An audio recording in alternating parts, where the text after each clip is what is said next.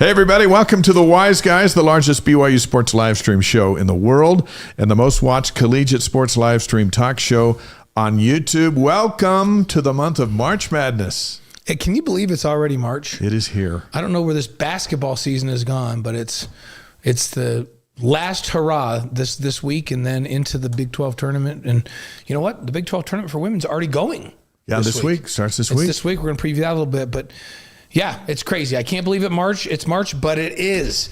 And remind everybody that Wise Guys is presented by BradyPlus and Mountain America Credit Union.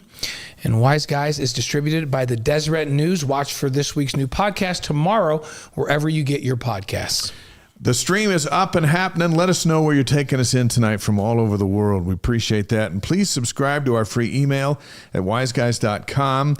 Get clips from the show, and it's really kind of a cool thing. It's like the best email you could get all week is when the Wise Guys email comes, and that's free. You can also watch all of our past interviews, and we would encourage you to hit the free subscribe button on the YouTube channel. That just allows, it's a cool number. It makes it look like we're cool. We like that. It's free, and that's right. Our favorite price. Free. That's free, the price we offer. I'll take 3. So, hey, Neil Jones is in the house from Tucson, all right, Arizona. Ruth Strain in from Harriman. Hopefully, she says we have a better Tuesday than Saturday. I know what she's referring to because BYU plays Cincinnati tomorrow night. Yeah. And we've got Jeff and Melanie in from Tooele. Ridgecrest, California is in the house with Robert Robb, who always joins us every week. So Rob says, may I encourage all that are listening to contribute to BYU Pathways? Yes. Yeah, there we go. We would agree with that. Vernal's checking in. Old Zuby, always with us.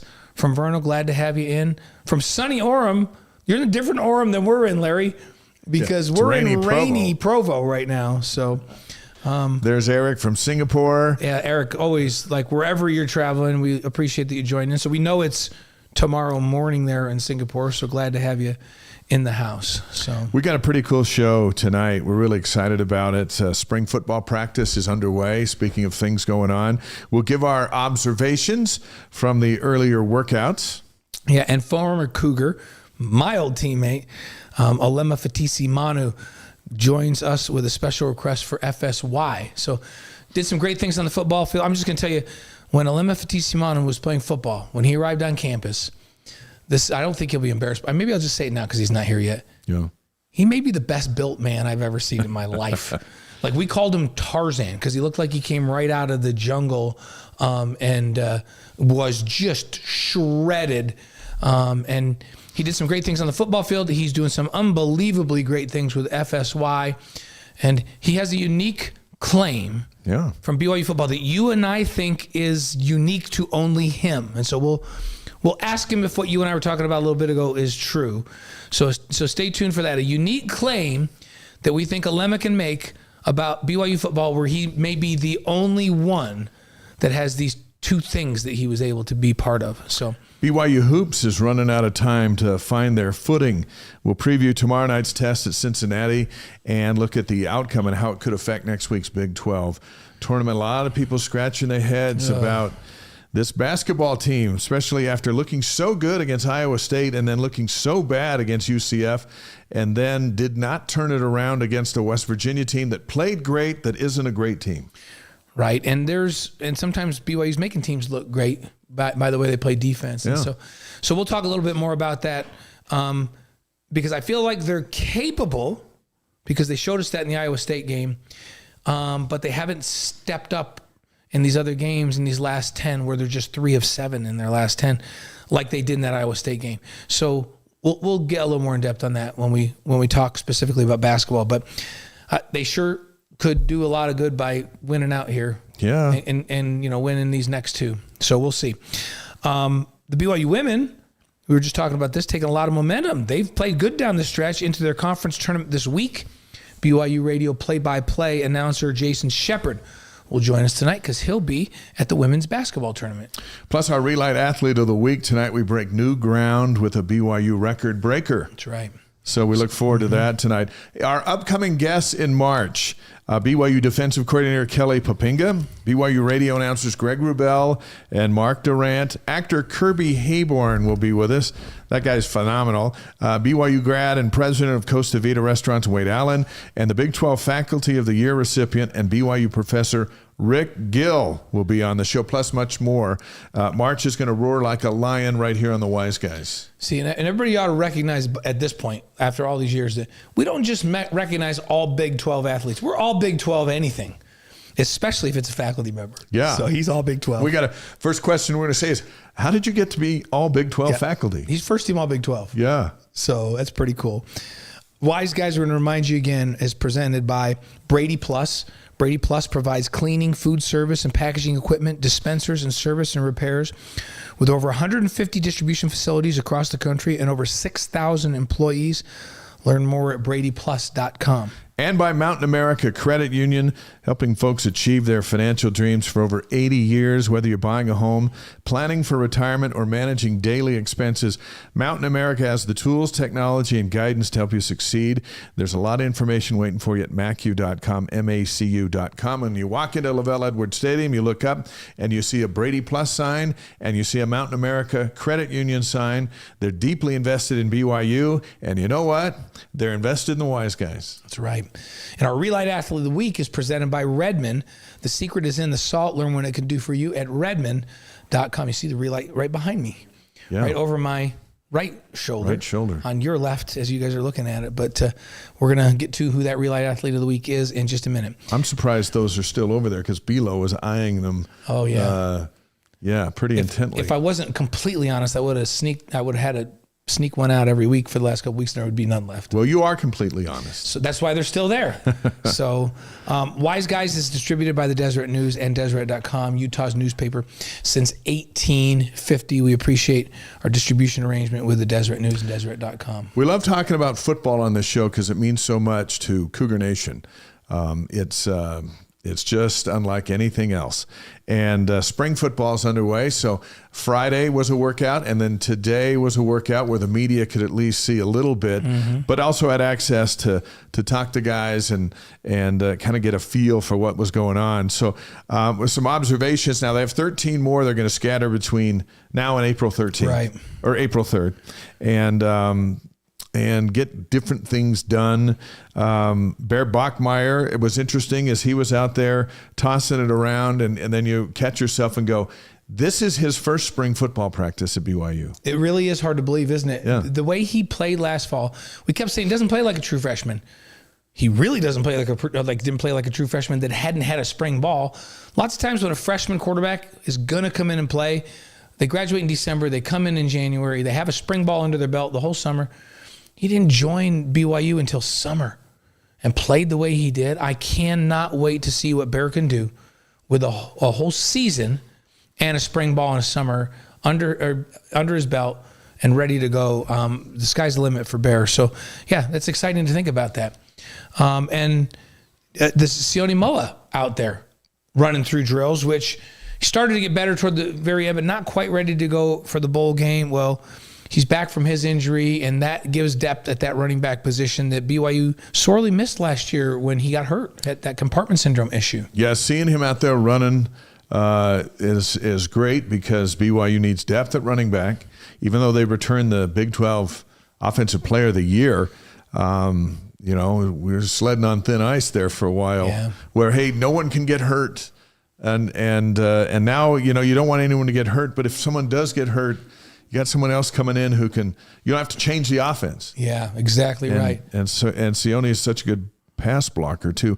Saw Walker Lyons out there catching passes, the tight end transfer from USC. That's Ryder Lyons' older brother. And you get the feeling that with Roger Salipaga and Walker Lyons, that they could do. Let's just say the receiving core is just going to take longer to rebuild after losing Chase Roberts and Parker Kingston. But you got two tight ends. The way Utah, to their credit, uses their tight ends as wide receivers, you could almost do a lot of that, couldn't you? Yeah, I was at Patty Edwards. You were there as well at Patty Edwards' funeral a couple weeks ago, and I had a good visit with Chris Smith, who's one of the great all-time tight ends in BYU history, consensus All-American and draft pick. And he was saying, isn't it nice that BYU's back in the tight end business? Yeah. And he talked about Paga and Walker Lyons. And he said Carson Ryan put him back in the tight end business. And he says, and here we go. He goes, now in the foreseeable future, this is back to being tight end school. And I thought, okay. And he's pretty good and harsh critic on that position.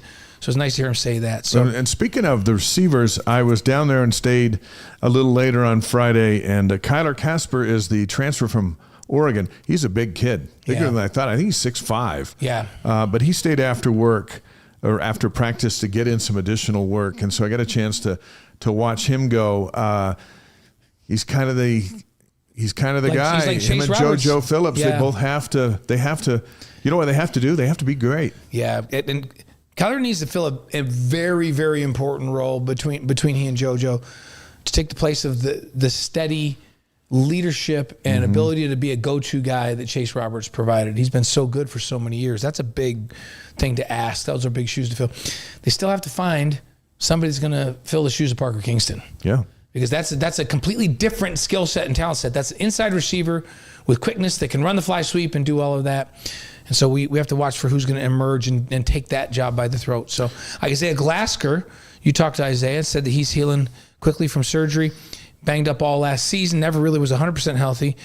So won't participate in spring ball, but good to go for fall camp. Yeah, he was happy and smiling, running off. Of course, they weren't in pads. They're just together out on the field having a practice. Right. But he said he's feeling better. He's got a huge year coming ahead of him. He came back. He's got to get healthy, but he came back to get ready for the NFL, and he didn't have the greatest year last year. Right. So, but he'll be healthy against Utah Tech. Well, and remember, he was almost not healthy the whole season last year. He needs a healthy year. And his old running mate, did you see Jack? Wow, he's had some good times and looks really, really good running around in the combine. So Boise, Idaho's on the stream. Beaumont, Texas. Pensacola, Florida. The Mackeys from Montana. Although they're in Holbrook, Idaho, watching the grandkids. It's always great to be watching the grandkids, no matter what state you're in. So Mackeys, we're glad to have you with us from Idaho, and everybody else on the stream. Thanks for being here tonight. And for those of you who are watching and listening, hop on there and tell us where you're taking us in from. LJ Martin told us Friday that he's almost back to full strength. I said, so really, how close are you? Because he's not participating in spring drills. And he says, I'm just about there after his shoulder surgery. Remember that he injured against Iowa State in the first quarter. And then he came back and played 5 more games, won Player of the Year in the Big 12. I wrote a story about that, which you can find in the Deseret News today and at Deseret.com. But he looks good. Yeah. He looks good. He's going to be a load to bring down again. Kelly Papinga, in his new role as defense coordinator out there running the defense, he's going to be on the show with us here in a couple of weeks, which will be great to have Kelly on and to talk to him about philosophy and what they're going to do and what the plan is. I do know this. It's a different defense than they've run. Yeah. So it's going to be a combo. I heard him say publicly there's a combo of kind of Kalani's front and the back end that Bronco ran. So just there's a little bit of a, what would we call that? Blended. Yeah. Blended. Hybrid. Yeah, it's a hybrid. That's the word Dave, you knew the word I was looking for. Hybrid. It's a hybrid of the two. So it'll be interesting to talk to him about that. Justin Enna is the new special teams coordinator, so he's moved over there. Yeah, he ran by me and he stopped and came back, gave me a hug. We were talking about stuff, and I go, well, you gotta. First of all, he's moved over to special teams. Yeah. And how's that going? And he goes, well, it's just going good. I got to replace a kicker, a holder, a snapper, and a punter. The whole works. And they've been so good, so it's no easy deal. And then TJ Woods, he's got some of his returning guys that they're depending on. Very, very talented, getting healthy. So he says he really likes the younger guys. There were some freshmen. There were 3 freshmen last year that we've talked a little bit about that are monsters physically and have potential to be big-time NFL guys. They're going to push those veterans. They will get a lot of reps in spring ball because the veterans are kind of nicked up, coming back from some things, and I like that because it's going to give BYU depth. You know what I always like to do at the beginning of spring ball for everybody is give them a couple of names that they don't know about, to watch for that I think will have a major impact. And I'm talking to some of the defensive coaches like, okay, give me a couple of guys that already look really good through the workouts and have had a couple of good days so far that you think will be major contributors in the fall that nobody knows about. And they said, well, Uluave, Cade. I'm like, well, everybody knows about him. Yeah. All right. He's coming from Cal. We all know about him. They go, well, he's new. But you want guys that are just like, nobody knows about it. I go, yeah. They go, okay, Jordan Chris. Okay, tell me about Jordan Chris. Redshirted last year as a freshman corner. Legit talent. He's having a great offseason. They think he'll be out on the field contributing and could be a big-time player this fall. So Jordan Chris, remember that one, a cornerback. Okay. And then Jake Clifton. Now, you may have heard that name, and you and I remember, Jake Clifton was a starting linebacker at Kansas State and very good. That's right. Very good. And I thought back when he was playing, like, how in the world is that kid not at BYU? Like, he's a great backer. Well, Jake went on a mission, and guess where he came back to after his mission? He's here. He's in shape. And we're talking about a starter on a very good defense a couple years ago for Kansas State that is now a BYU Cougar. And so he's my other guy for you to watch. So Jordan Chris and Jake Clifton are two names that I want you to all pay attention to that I think will be major contributors out on the field this fall that you really haven't heard much about yet. All right. Okay. We're going to watch them. And we'll follow that. Puget Sound on the stream, Wisconsin on the stream, at Taxman Rich, first-timer from North Carolina. Welcome to the Wise Guys here on a Monday night as we speak to Cougar Nation near and far, all around the globe. There's Farmington, Utah sliding in here. Good to have you with us as well. Spring camp, I'm still watching Pop-Tarts Bowl highlights. Yeah, well, turn the page. I love that. We're moving on. There are some programs with top 25 recruiting classes and top 25 portal classes. Mm-hmm. There's the recruit you go after, and then there's the portal you go shopping for. And so here are the programs in all of Division I, ranked in the top 25 with their recruiting class, and then they were ranked in the top 25 with what they got in the portal. Right. And so it's a pretty impressive list. How about BYU? It's nice to be on that list. We're going to give you that list unless BYU is on it, right? Are we that predictable? Yeah. West Virginia, that's one that's a little bit of a surprise, right? Yeah. They've been busy. Yeah. Texas Tech, not a surprise. They're our nemesis. Yeah. They are it. So the rest of these, I don't think any are surprised. The biggest surprise to me is West Virginia. And remember, that's Rich Rodriguez back at West Virginia. And remember, we talked to the podcast voice, I guess we would call him, of West Virginia. And he mentioned with Rich Rod, they had a great recruiting season. But Texas Tech, Miami, Notre Dame, Oklahoma, Florida, Texas A&M, LSU, SMU, and Texas. That's it? Yeah, nope. I think the only surprise on there is West Virginia. And so watch out for West Virginia. And think about it, too. We'll give BYU some props here because 2 years ago they were nowhere near that list. Oh, yeah. This is so there's they so weren't much, even on the planet as far as this. And then they got busy. Right. They went out recruiting, and then they get their best recruiting class in school history. And then they go into the portal. And, of course, Ulave, number one linebacker in the portal. That helped. Mm-hmm. And then they got some other guys. So, BYU, talk about 3 years ago, not on the radar to in this group. Yeah. With the Texases and LSUs and Notre Dames. Well, and think about this because of the portal. And Jake Clifton, I don't know if we count him in the portal because he went on a mission, so he's kind of a free agent, right? And we picked up a DB from Mississippi State in the portal that's going to be big. Think about this linebacking core. And we're going to see with K-Pop calling defense a lot more three-man front with four backers, like the old days. Jake Clifton, Lave, Isaiah Glasker, Cialia Serra, Ace Kafusi. It's like Micah Kafusi. This is a very good group of linebackers. It's going to be a good team. Yeah, so it should be fun. They clearly have talent. So, but to have BYU, when we're talking about BYU in that same group with all those other teams, is a pretty big deal. The all-time win percentage for Big 12 teams. Now, during the week when we're apart, things pop up on social media that are kind of cool. And we just go, we'll cut and paste that and talk about it on our show. And this surfaced all-time win percentage for Big 12 teams. It might surprise you a little bit. Arizona State is number one at 597. Utah's in at 2 at 595. West Virginia's at 593. BYU's at 584. They're number 4. And then Colorado's at 569. You don't see Kansas State. You don't see Iowa State.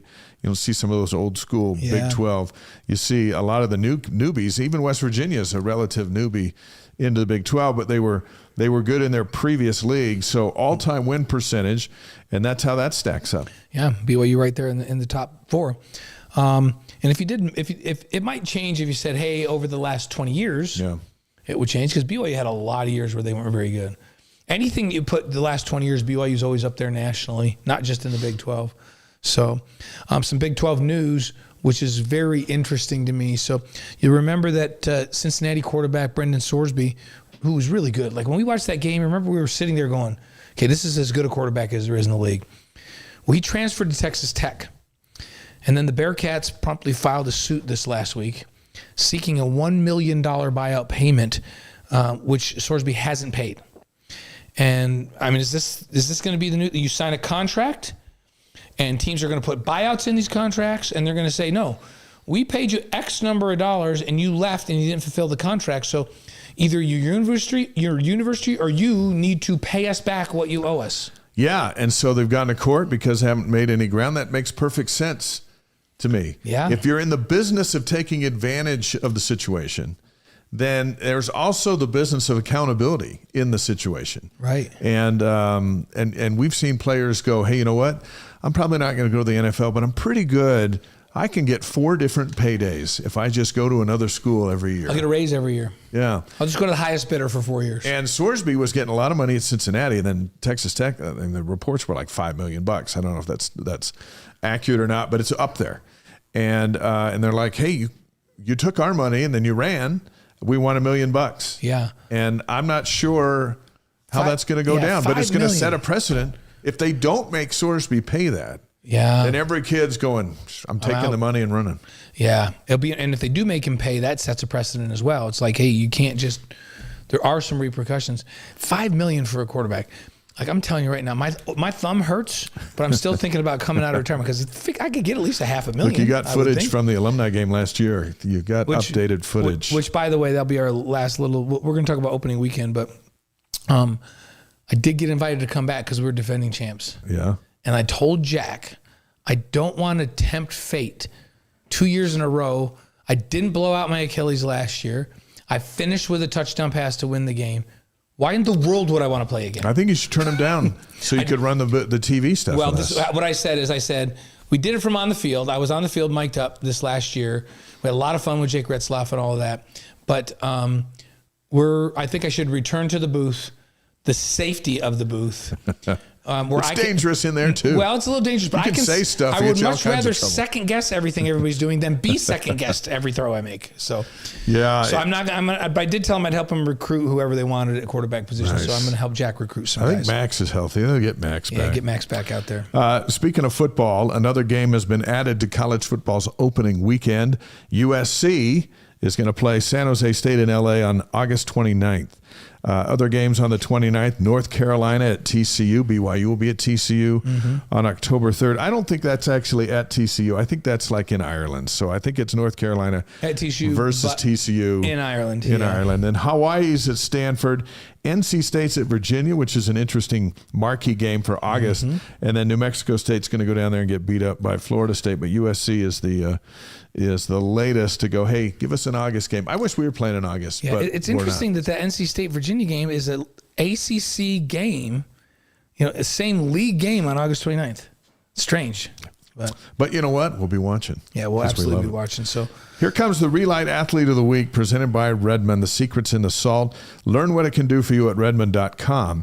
It's our pleasure tonight to announce Carter Cutting as the Re-Lyte Athlete of the Week. Blaine, tell us what Carter has done. Let's start with the fact that Carter's a junior and he's from Wilsonville, Oregon. Doesn't it seem like if you're from Oregon, you have to be a great distance runner? Yeah. Seems like that just goes together. And he's a 2-time Big 12 champion. He was part of the distance medley relay that won the title in a time of 9:34.98. Then he came back and won the Big 12 title in the mile in 4:05.23. So with his help, the Cougs finished in third place in that meet. And last month in Boston, Cutting broke his own school record in the mile with a time of 3:52.84, which qualified him for the Indoor National Championships March 13th through 14th in Fayetteville, Arkansas. So how about that? A 3:52.84, 8 seconds almost under the 4-minute mark. A prize recruit out of high school. He was the 2023 Oregon Boys Track and Field Gatorade Player of the Year. So Big 12 champion Carter Cutting is the Re-Lyte Athlete of the Week. The secret is in the salt. Learn what it can do for you at redmond.com and click on the link in the chat and show notes for a discount code giving you 15% off at Redmond products, which I just had Brenda use that today. Nice. That breaks new ground for Wise Guys to go with an indoor track, Carter Cutting. It's been dominated by basketball, football, Jane Hedegren, Delaney Gibb, and props to the BYU track team. And we'll have more details on how they and the women did at the Big 12 Championships coming up in just a little bit. Our first guest tonight is a member of BYU's 1984 National Championship team and former All-WAC linebacker. He's tackling a new position overseeing recruiting and operations for the massive For the Strength of Youth program, or FSY, for the Church of Jesus Christ of Latter-day Saints. It's our pleasure to welcome Alema Fitisemanu to the Wise Guys. We had a chance to speak to the FSY folks about a month or so ago and had this reunion, and we said we need to take this reunion to the Wise Guys, so welcome. Thank you, guys. Really excited to be here. Man, hadn't caught up with you guys in a long time, so this is great. What do you think of our lair here? This is awesome. It's pretty cool, huh? It's awesome. This is like just this studio tucked away that nobody knows where it is, and every week we're just going around the world from right here in Provo. It's cool. Yeah, we've been listening to you guys for a while, so this is awesome to be here now. You had the unique pleasure of playing both on the national championship team in 1984 and Ty Detmer's Heisman Trophy-winning team in 1990. How do those seasons compare? Oh, man. 84, I look at the guys that were playing during that time. I was just a freshman and just learning how to play, how to practice, and so a lot of learning. And then 1990, it was my last year. We let it rip a little bit, The defense was doing really well. We won some games, and really excited at both are different, but lots of excitement for both. We were just saying, David and I were trying to think. And first of all, I told everybody that when you showed up on campus, it was like you walked out of the jungle and we called you Tarzan, because nobody's supposed to have like a 14-pack. You had like a 14-pack. It wasn't a 6-pack or an 8-pack. It was like a 14-pack. I don't remember that. And he was shredded and big and strong. And we all were like, okay, this guy's just Tarzan. He's like, he is amazing. And a great athlete as well. But in addition to maybe being the best built man I've ever known back in our day, right? Neither of us look the same, that's for sure. But I think you may be the only person that actually played on the national championship team and also played on the team that won the Heisman Trophy with Ty. Was there anybody else that spanned that played with us in 84 and also played with Ty in 90 on that Heisman Trophy winning year? Boyce. Andy Boyce played that on the same. He had both too? Yep. Oh, so there's just two of you. Two of you. Two of us. There's two of you. You and Andy Boyce, the wide receiver, who's also a great player. Yep. So a good friend of ours.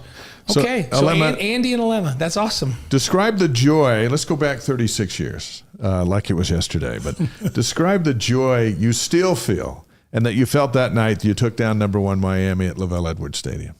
Yeah, what made it really good is we got into it a little bit and they were talking. And so that's just their MO, right? They do a lot of talking before a game and saying they're going to do this and that to us, And then when we had them at our elevation, right, we just knew we'd be able to have a shot at them. All week long we were fending questions, the same questions, right?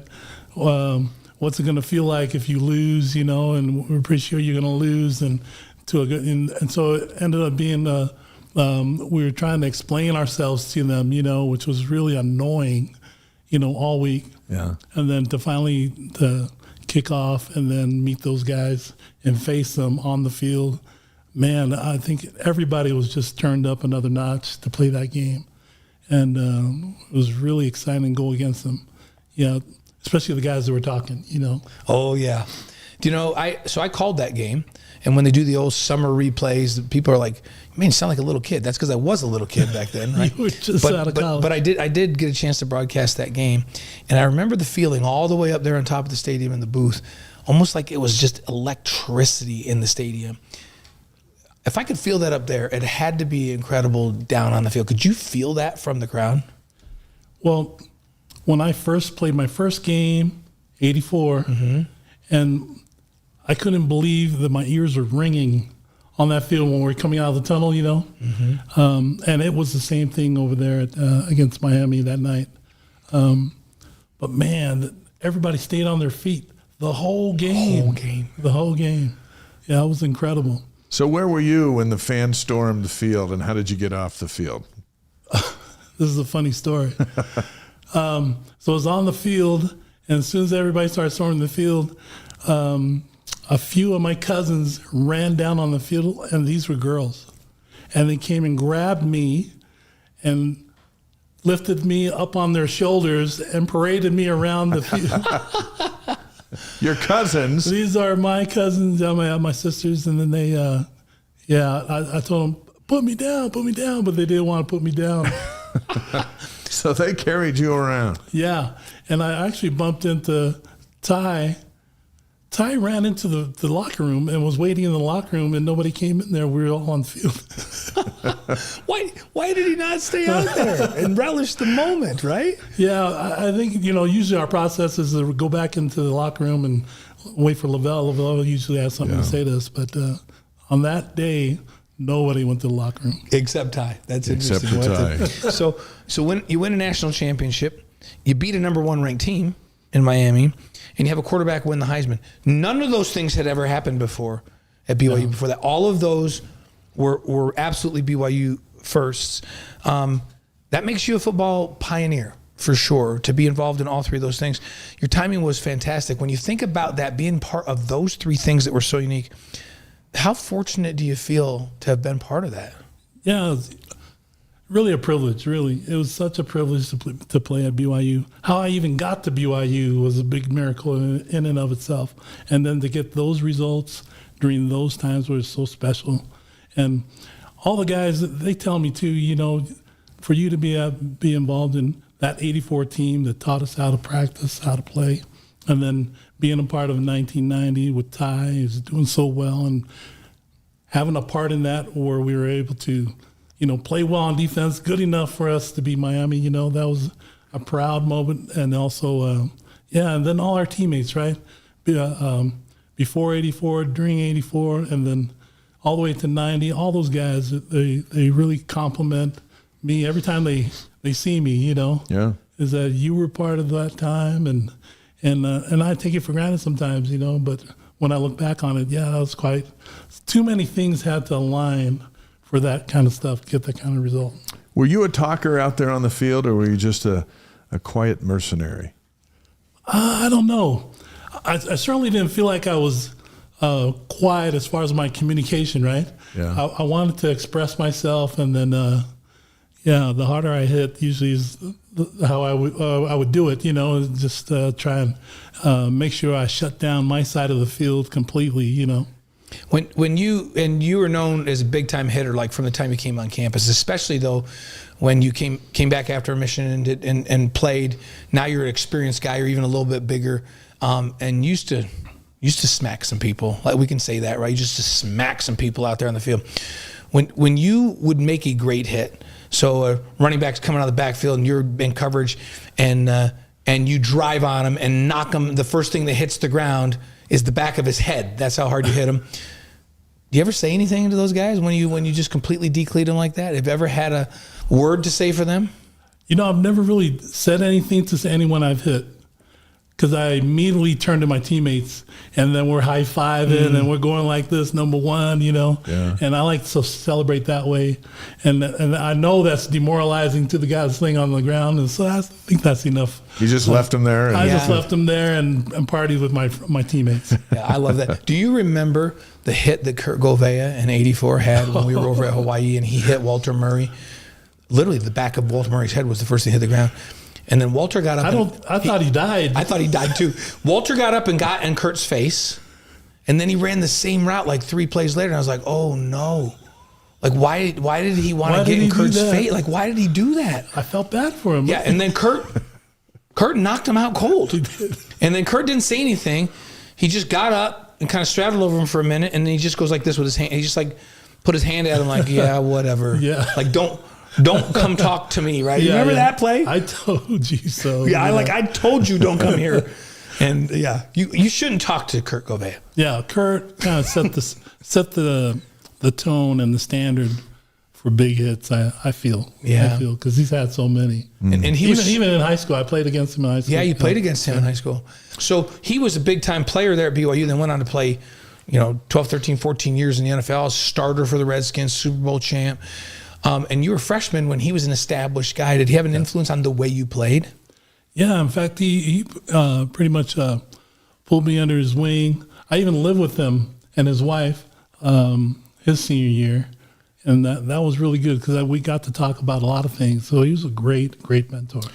Former Cougar linebacker Alema Fitisemanu is on the Wise Guys, presented by BradyPlus and Mountain America Credit Union. Let's stay back in time for a minute. Young man at Campbell High in Hawaii. You played against 2 other future teammates, Lake Hemuli and Thor Salanoa. What was that like? That was like the golden age of Hawaii football, in my mind, right? In my mind, yeah. You got Lake out there killing guys. You got Thor out there killing guys. And he was both sides of the ball. He was a tight end and a linebacker as well. And then Kurt, offensive and defensive player of the year, So my team, we would lose to all the teams, right? We would be the ones that always, in fact, in Hawaii, they have this time we play Kahuku, and Talio Mangale would be on that team, Lake would be on that team, and they'd smash us at Kahuku. And then while we're leaving, they would stone our bus. Why? They beat you.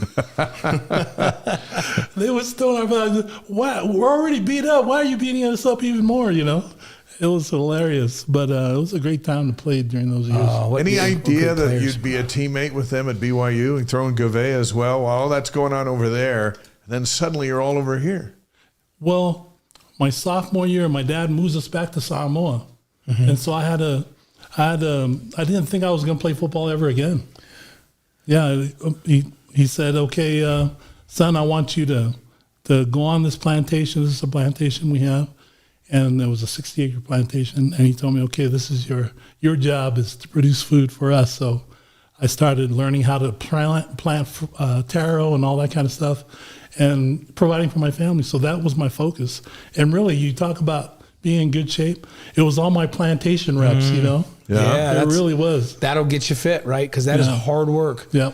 And so you're down there, and it's in American Samoa, right? So or were you in Western Samoa? I was in Western. So you're in Western Samoa. And I got seen by, remember that old quarterback from Washington State? His name was Samoa. Yeah. Yeah, left-hander. He was coach of Samoa High School, saw me playing a basketball game and said, hey, come play for me in American Samoa. So I caught a boat over to American Samoa and then enrolled in Samoa High School and started playing football. See, I forgot that because I knew that you played football in American Samoa, but I forgot that you were actually living and working on a plantation in Western Samoa. In Western. So my football career was over. Did you it was supposed to be. You couldn't have imagined then that you were going to be playing football at BYU? My route to BYU was through a plantation. It literally was. Wow.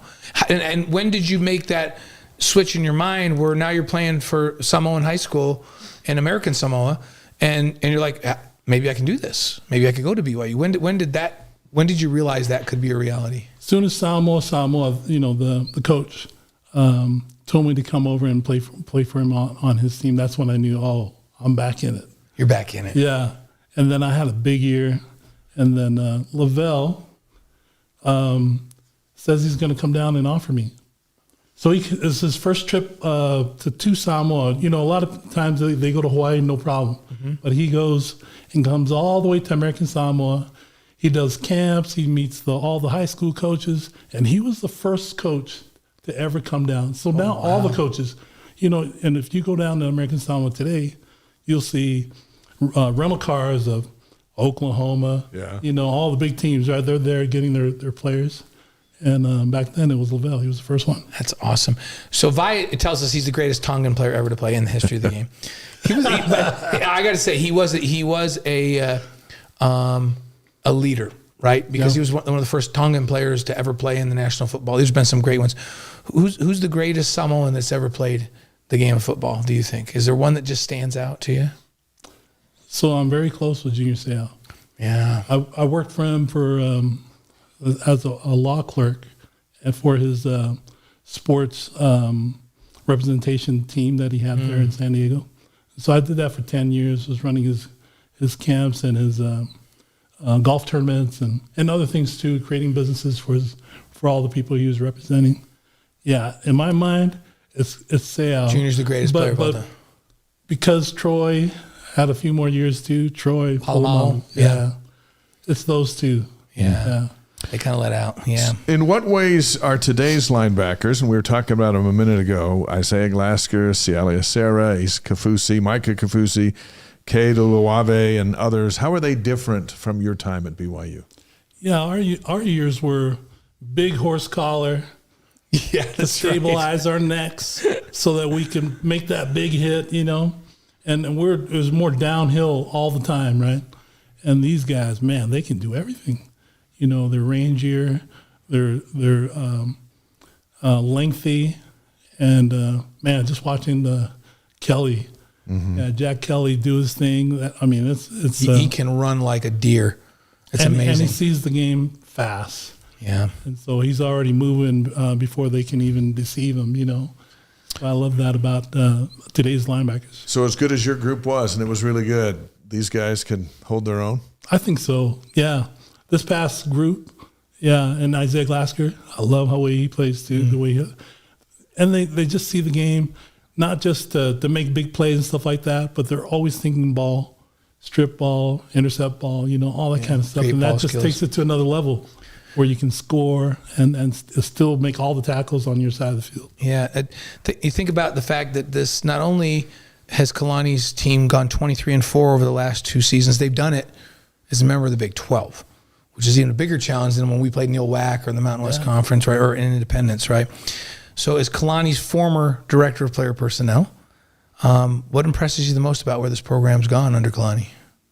I think a lot of things had to happen to really bring out Kalani's strengths. And right now, man, we're seeing it. And I think, in my opinion, his alignment with the church and now we say we're followers and disciples of Jesus Christ, and I think that's the beginning, right? And now that he now has to go into the portal, and that has to be aligned as well. I think there's lots of opportunity for him to bring out all his strengths, and he's such a great leader. Do you feel like, it seems like we see more and more kids coming to BYU, whether it's basketball or football. We get kids that are a member of the predominant member of our faith, the Church of Jesus Christ of Latter-day Saints, but there's more and more kids coming that aren't, that say they're coming because they wanted to go to a faith-based place. Yeah. Why all of a sudden is that appealing when it maybe just 10 years ago it didn't seem like it was to kids? Back in the day it was, I feel like, more transactional. What do you got to offer? And then let me have a look, I think these days people want a transformational experience. I need to become something after I'm done. Yeah. And Kalani can give them that. Yeah, he's absolutely set up the environment so that could happen. Mm-hmm. And now you're not only working with the Spirit, you can accomplish more things, right? It just opens the door to more possibilities. Alema Fitisemanu is on the Wise Guys tonight. We're live around the world on YouTube, Facebook, Twitch, and wiseguys.com. During his BYU career at linebacker, his teams went 44-9. He had 14 sacks. 44-9, not bad. Yeah, I got 11 sacks. That's a lot. Back in the day. That is a lot. And that defense, too. And there's lots of guys that tell me that, no, I beat you, But I said, no, they didn't count some of my sacks, Yeah. There you go. So as I was looking it up, it had you for 14 career sacks. But your big year, your senior year when you were all whack, You had 11 that year, right? Yeah. Does that sound about right? Yeah. Yeah, that's something. That is something. Nice job. Yeah, and I don't know that back in those days we played in a defense that we brought the backers as much as they do now. Yeah. Yet, so to get 11 sacks in that defense is really something. Yeah, I was pretty proud about that. Who was I talking to? Another coach said he had more sacks than me, and then we'd go at it, My money's on you if you went at it. You had more than K-pop, right? Absolutely. Oh gosh, I can't remember his name right now, but that's okay. In their prime, I'll take Alema over K-pop in a fight all day long. One of the great youth programs in the Church of Jesus Christ of Latter-day Saints is FSY, for the Strength of Youth. Lights up every summer for so many. You're an administrator now, overseeing recruiting and operations. And so those unfamiliar with FSY, we want to talk about that for a few minutes. Tell us what it is. For the Strength of Youth is the church's program. This is not BYU's program that they run, EFY. But this is worldwide church program. This is where the church sends their youth to a summer camp of sorts, right? Where they go and learn. They have classes in the morning, and then they have fun things in the afternoon. But really the point is to bring the youth closer to Jesus Christ. And we do that just by solidifying their existing testimonies. They already want to be there. They love to feel the Spirit. And our job is to help fill in some of the gaps, right? And just make them even stronger in their faith and resilient to their challenges. And these are happening literally all over the world. It's like everybody doesn't have to come to Provo to experience this. You're taking it to them, right? Right. So our offices are here on BYU's campus, the Harmon Building, and we're in 47 states. So we run all the U.S. and Canada sessions, and then for international, the area presidencies run there. And they have their own there in international. So how many people to run just the United States and Canada? So we'll call it North America, although you guys don't have Mexico and that. But so North America, let's just say United States and Canada. How many people are required to staff that big of an operation? So last year we were aiming for about 3,200. Wow. And this year we're aiming for 3,400 to hire, and we have to hire a new young single adults every year. So there's the infrastructure this year in Provo, and that's where Dave and I came to lunch and spoke and got to visit with everybody about the program. That's a permanent staff. But you have to hire 3,400 brand new people to staff this enormous undertaking for this summer. For this summer, even though we've hired them before, they need to be hired again. And these are paid jobs, right? These are paid jobs. Paid jobs. Great money. Great money. So as you approach this summer, what are your needs? Right now, currently, today, I need about 400 more male counselors. 400 more male counselors. And what do those male counselors do? So they'll be either counselors where they're guiding them through the activities and then leading them through gospel discussions. So they got to be able to teach the gospel. They got to be able to lead those discussions. They got to easily connect with the youth. And they don't have to be they could live here in Provo and go do an FSY for you in New York, right? Right. You could send them anywhere, so they don't have to be in a specific place. You'll take them from wherever they are and send them to wherever you need them. Is that how it works? Yeah. So we 47 states. You get your assignment like a mission call. So you could be 2 weeks Florida, 2 weeks Alaska, 2 weeks Hawaii. It'll look like that, And so you could be from those areas or another area. But as long as you get yourself to Provo, that's where all the travel happens. So Saturdays are the big travel days. And you got 250 FSY counselors on a plane heading out to Arkansas to run a session, It's incredible the spirit by which they do their work. So you're looking for 400 male counselors for this summer. How do folks get information? How do they get more information and touch base with you? Our website's fsyemployment.byu.edu. And they can go to that site and read up on all the things that are available, including the what we're looking for as far as an interview and all the qualifications. But that's a great site. And then the application is there as well. And if you put in an application, you'll be doing yourself really good. So we're already closed the female application, and it's just male counselors we need. Now, next year, if if you're a young lady and you want to get involved in this, how early do the application process?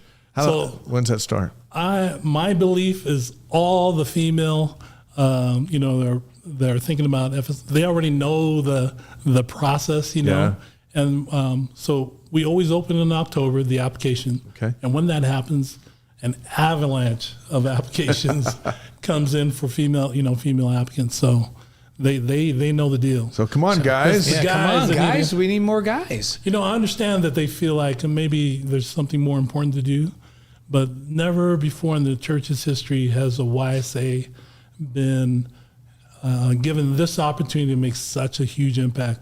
The prophet said, I don't want guys like me, old guys like me in front of the youth. He said, I want the young single adults because it's the near peer phenomenon, Yeah. So in what ways, you mentioned this is such a faith-building experience for these folks, for these youth. In what ways have you seen the FSY experience enhance the lives of our kids out there? You're talking about participants? Yeah, the participants. Oh, yeah. Yeah, I know you've seen it. You've talked stories to us. Every ward, as soon as their kids come home from their assigned session, right? Then they'll have a sacrament meeting for the their testimonies, and you'll just hear testimony after testimony, people feeling more solidified in their faith, and then doing the stuff they didn't plan on doing. It could include keeping the commandments, going on a mission, being obedient to mom and dad. All these things. Things are happening, and I think, there's just so many that happen. There's is it 300 sessions that we have? Man, is that right? Yeah, all over the U.S. So it's lots of miracles happening, and there's a reason why there's more YSAs and institutes, more missionaries out there, more baptisms happening, and FSY has to be credited for some of that. Because we're starting when they're. Yeah. And the other thing about is this generation, they get it sooner. It's like they understand what's at stake sooner and younger, which is amazing to hang out with all day, All right, Cougar Nation, if you have someone or know of someone who could benefit by getting a job this summer and having that job with FSY, now you know who to contact and what to do. Here's a great opportunity. If people say, hey, I don't know what I'm going to do for the summer. Here's something. We have the link there, and do something good. Yeah. Make a difference. We have the link in the chat. If you go to the website, you can. But if you're like listening to this riding your bike and you have your AirBuds in, is that what it is? AirPods. AirPods. If you have your AirPods in and you're just riding your bike, we're going to tell you right now, it's fsyemployment.byu.edu. Easy to remember. That's the one. There you go. We got 5 questions now for Alema Fitisemanu, presented by Strategy Square. Let Chantel help your business grow through social media. You can find out how at strategysquare.co. Here come 5 rapid fire questions for you. You ready? Yep. Okay. Not allowed to think about it. You're just like, bam, this is what I think. Okay. Favorite sports movie?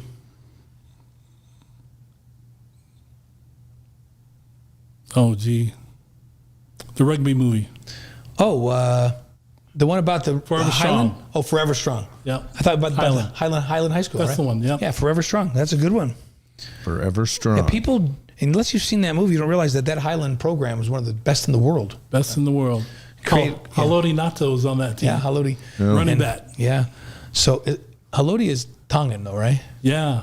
Nose guard, remember? Yeah, and played at Oregon, and then all I remember is he did the haka at Visikahema, our good friend's boxing match against Jose Canseco, and he had Haloti come and help with a bunch of other big NFL guys do the haka in the ring to intimidate Jose. It worked, and it worked because Vi knocked him out in the first round.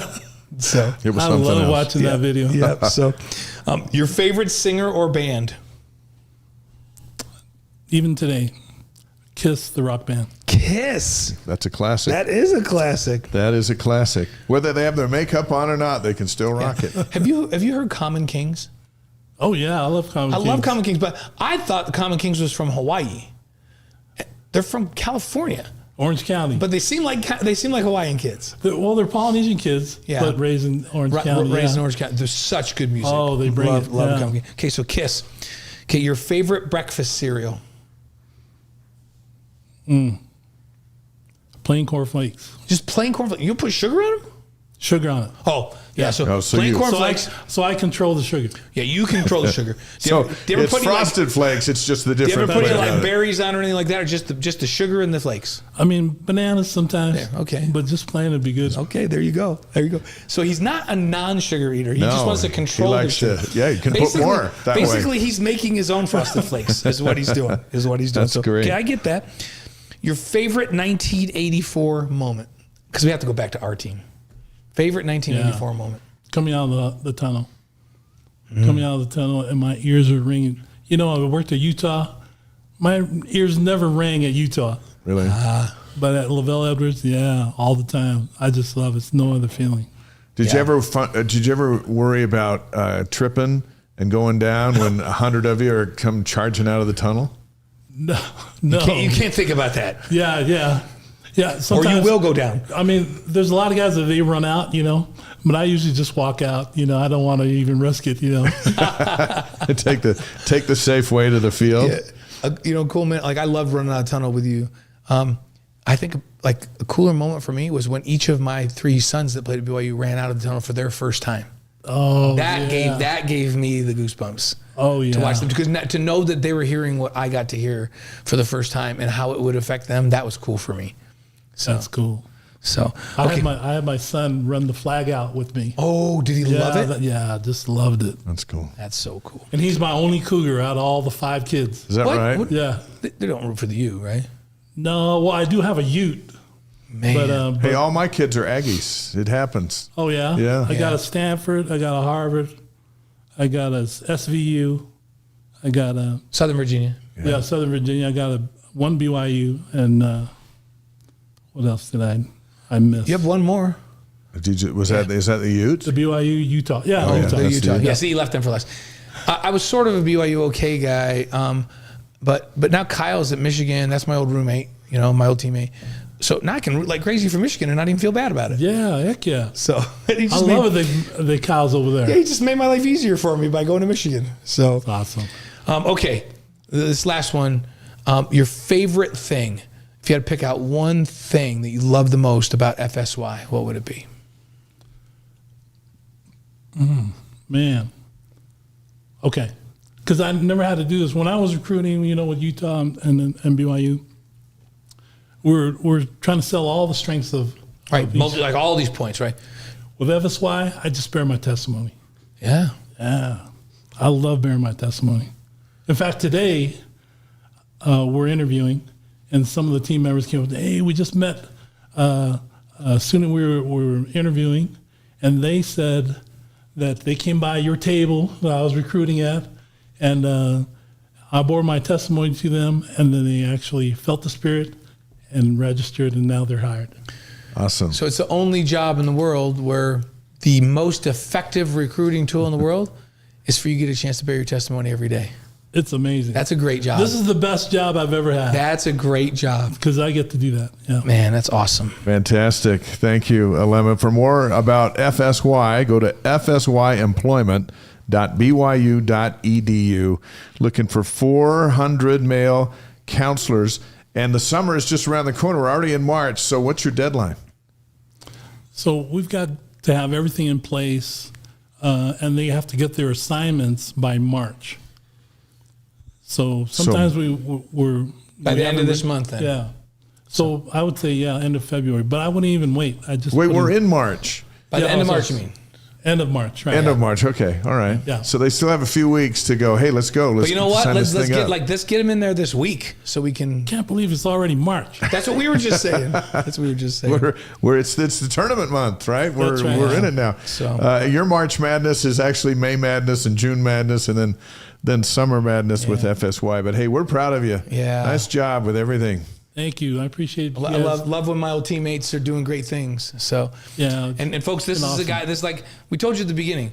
He would knock somebody's head off on the field, but not out of malice, just because that was your job. Yeah. Right. I just like to say hello. you know? Yes, exactly. He would meet them. He would arrive at the football with a bad attitude. Give him a bear hug. And then, once you walked off that white line, a true gentleman, and that's what you are today. So I love that. I love that about you. Thank you, brother. Thanks for joining the show. Thank you, Dave. And best of luck getting those 400, and we'll help try to rally them up. Yeah. We'll get it because it's not my work. That's true. It's God's work. That's true. That's right. So Alema Fitisemanu on the Wise Guys. Fantastic. He has a championship ring. He can take claim and part of Ty Detmer's Heisman Trophy. And he upset the #1 team in the country. Beat Miami. Which to this day is the best football team that BYU has ever beaten. Yeah. Because that team, so we beat Michigan. I beat Michigan, and we beat Michigan when they were #2 in the country, but they faded. Miami ended up playing the Cotton Bowl and spanking them. I think they ended up #2 in the country that year. They were clearly a top 5 team. That's the best team BYU's ever beaten, is that Miami team, and you did that. Pretty cool. That's cool. I didn't know that. Yep. Nice job. There you right go. Out of here with your head held high. Thanks, Alema. Thanks, Alema. I appreciate you coming on. Thank you, brother. Fantastic stuff. And Alema and all our guests, you can watch these interviews over and over again at wiseguys.com. That is awesome. Some great stories there for the great Alema Fatisimanu. And we're going to continue to beat the drum for FSY and the 400 male counselors they're looking for here in the next few weeks to lock up for their summer work that's in all over the United States, 47 states, and through Canada. An outstanding program. Wise Guys is proudly supported by Quack Car Wash. They have 2 more grand openings this week in Magna and Marriott Slaterville, Utah. And as a BYU grad and Chief Experience Officer Travis Kimball told us last week here on the Wise Guys, when they open a new car wash, they change lives. Yeah, so they do fundraisers for families in need. They're underway with 12 days of free car washes at both locations starting Wednesday. And so get yourself over there, get your car washed for free while being given an opportunity to support a worthy cause. That's how Quack Car Wash does it. And Wise Guys is thrilled to partner with them. Quack Car Wash, don't drive dirty. He told us that theme. I like that. He told us that theme. That's the theme. I forgot that was their slogan. Their thing. Don't drive dirty. But you want to know what? I do love that, to the point where as they're growing like crazy and putting these in, they're saying, you know what? We're going to let people come over and experience this. We're going to ask people to donate whatever they want to donate, and we're going to take care of a family that really has a need. That's very, very good use of their launch, time with these new. I was driving around the other day, and I was like, after the rainstorm we had, a little snow last week, and I'm like, man, my car's dirty. You know what? I was driving dirty, took it into the car wash. Yeah, I was down by Walmart out there, and that Quack was one of the ones that we talked about last week. That's open. I saw them out there with the signs, getting people coming in, and I thought, yes, everybody, get in here. Let's go. Let's raise some money. Awesome. Jason Shepard's coming up here in just a few minutes. Let's roll out campus notes presented by BYU Pathway Worldwide.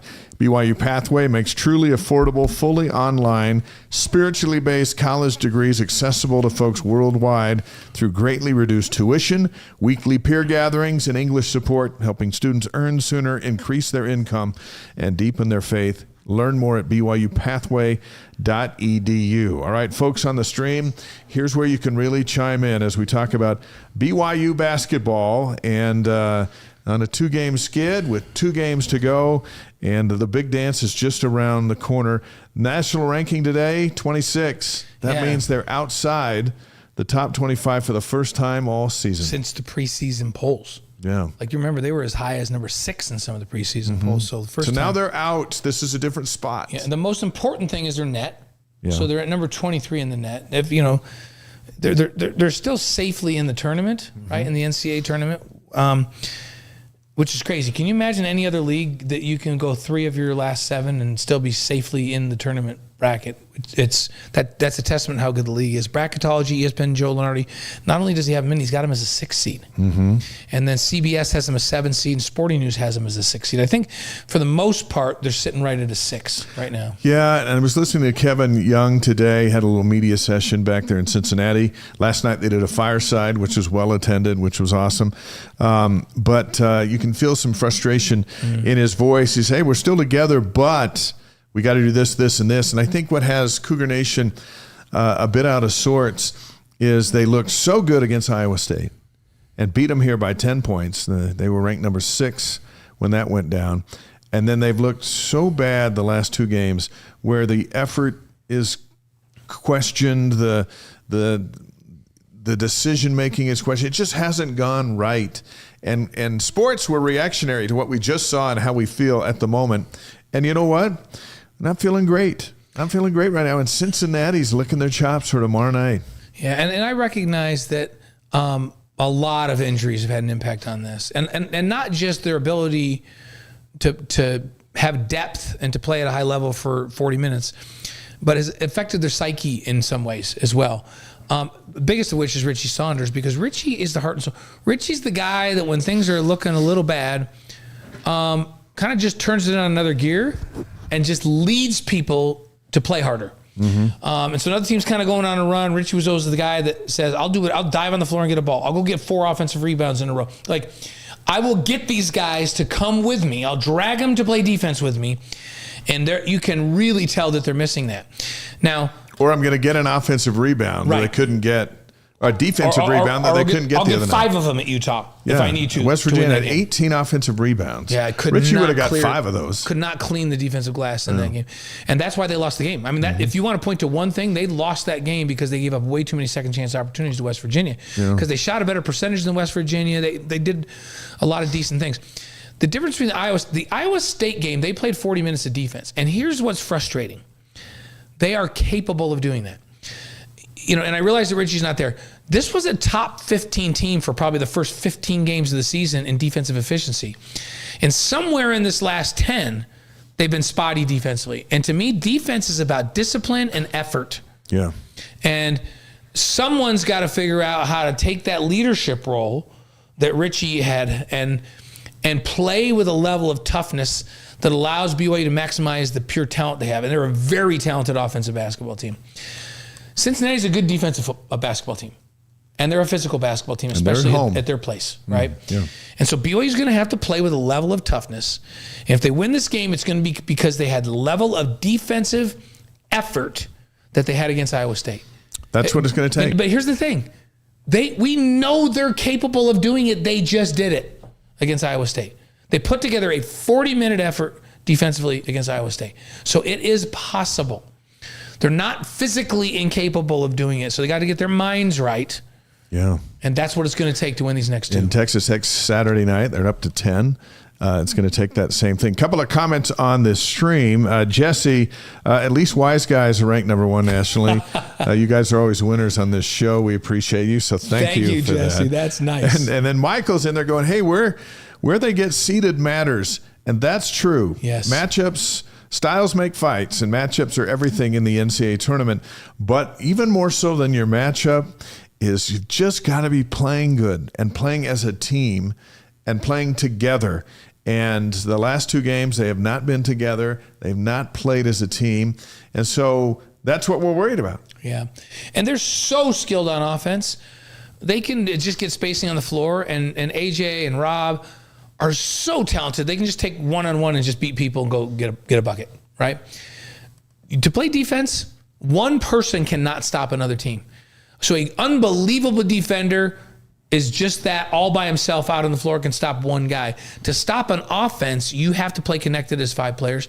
And that's where I feel Kevin's probably really frustrated because they did it against Iowa State, but they haven't in these last 2.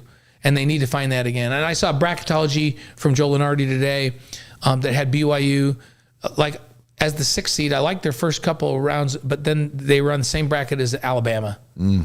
And who wants to play Alabama again? Nobody. I don't. Nobody. So Big 12 teams in the AP Top 25 that came out today. Arizona's number 2, Iowa State 6, Houston 7, Texas Tech up to 10, and Kansas is at 14.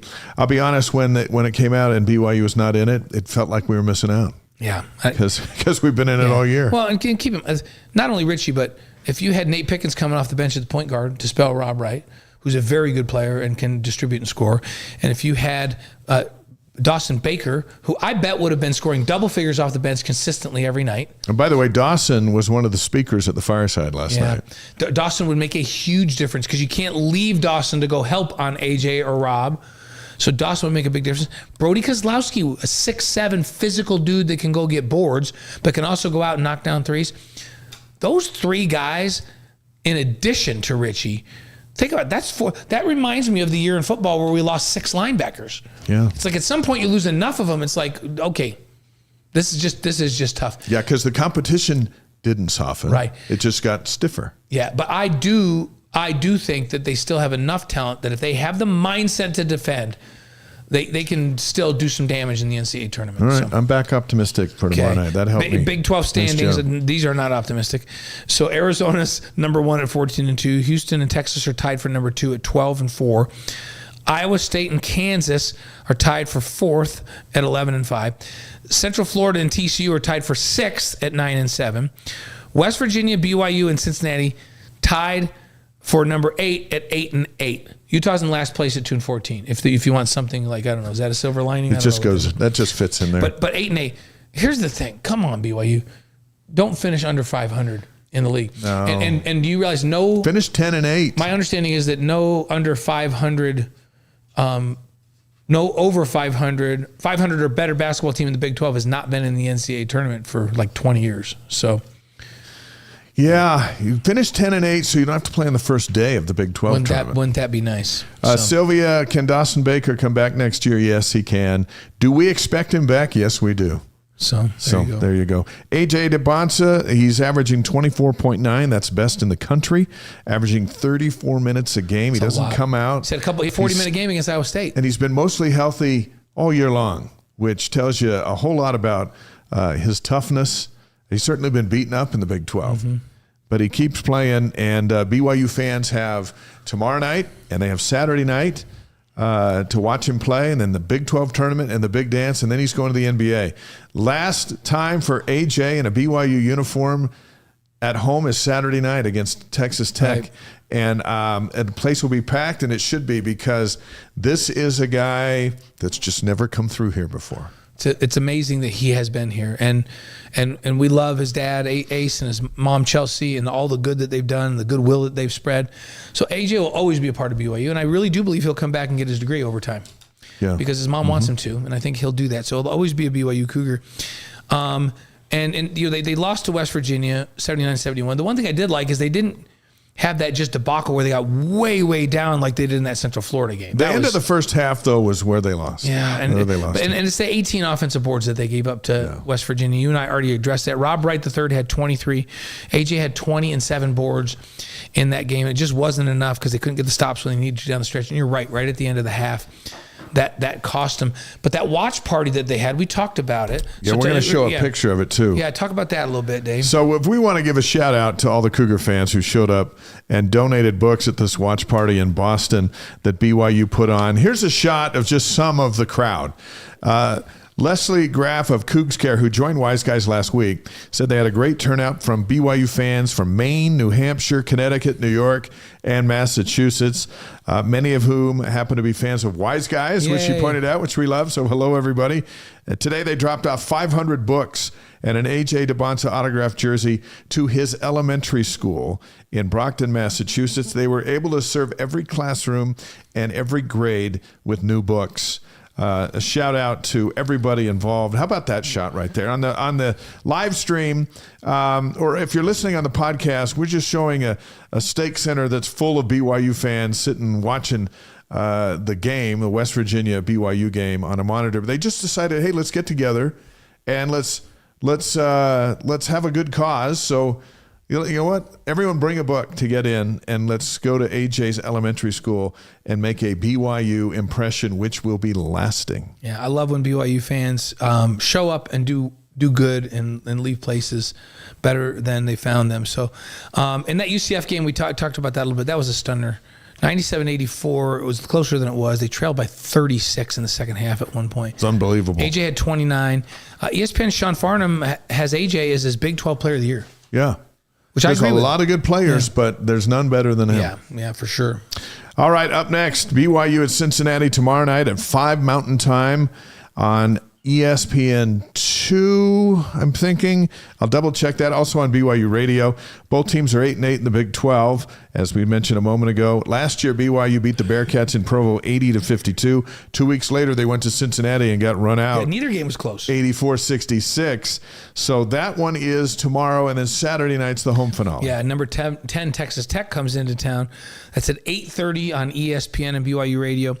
That's the last home game for AJ. You mentioned that. So you better get out there and see it. Pregame starts at 7:30 on BYU TV. And postgame right after the game, again on BYU TV. Red Raiders beat BYU 84-71 on January 17th in Lubbock. Rob Wright had 28 points. AJ had 13, which was a season low. They really dogged him defensively. Yeah. One difference, though, JT Toppin, who helped defend him, who had 27 points and 12 boards, he's out with an ACL, just like Richie Saunders. Yeah, big loss. And he's the defending reigning Big 12 Player of the Year. That's going to be a huge game on Saturday night with a lot riding on it. You know what? Even if you lost tomorrow night, but you beat Texas Tech at home, and that's your last game before the Big 12 tournament, you feel like, okay, we can go do some things. Well, let me tell you, they win tomorrow night, and then they come back and beat Texas Tech. They'll be back ranked again in the AP. Yeah, they will. And they'll move up in the net. They'll be back in a better spot. So notable Big 12 games this week. Tonight, Iowa State and Arizona. That's number 6 at number 2. That's a big one. And that one's just underway in Tucson. BYU, Cincinnati, TCU at Texas Tech tomorrow. TCU, as we mentioned, is tied with BYU currently. UCF is at West Virginia on Friday night. UCF is... UCF lost to Baylor at home after beating BYU. Unbelievable. Letdown. Yeah. Yeah. So, and was BYU's a letdown after the Iowa State game? Who knows? Yeah, I don't know. Could have been. And then Saturday night, Texas Tech, BYU. Those are the notables in the Big 12. Jason Shepard's just 60 seconds away from joining us. Before he does, let's update you on women's hoops. 20-10, 9-9 in the Big 12 is how they finished. Net is at 57. The Cougars have won 3 straight to end the regular season. That's the second longest winning streak currently in the Big 12. A shout out to Lee Camard, his third. He's the third coach in program history to win 20 games in his first season. It's been fantastic.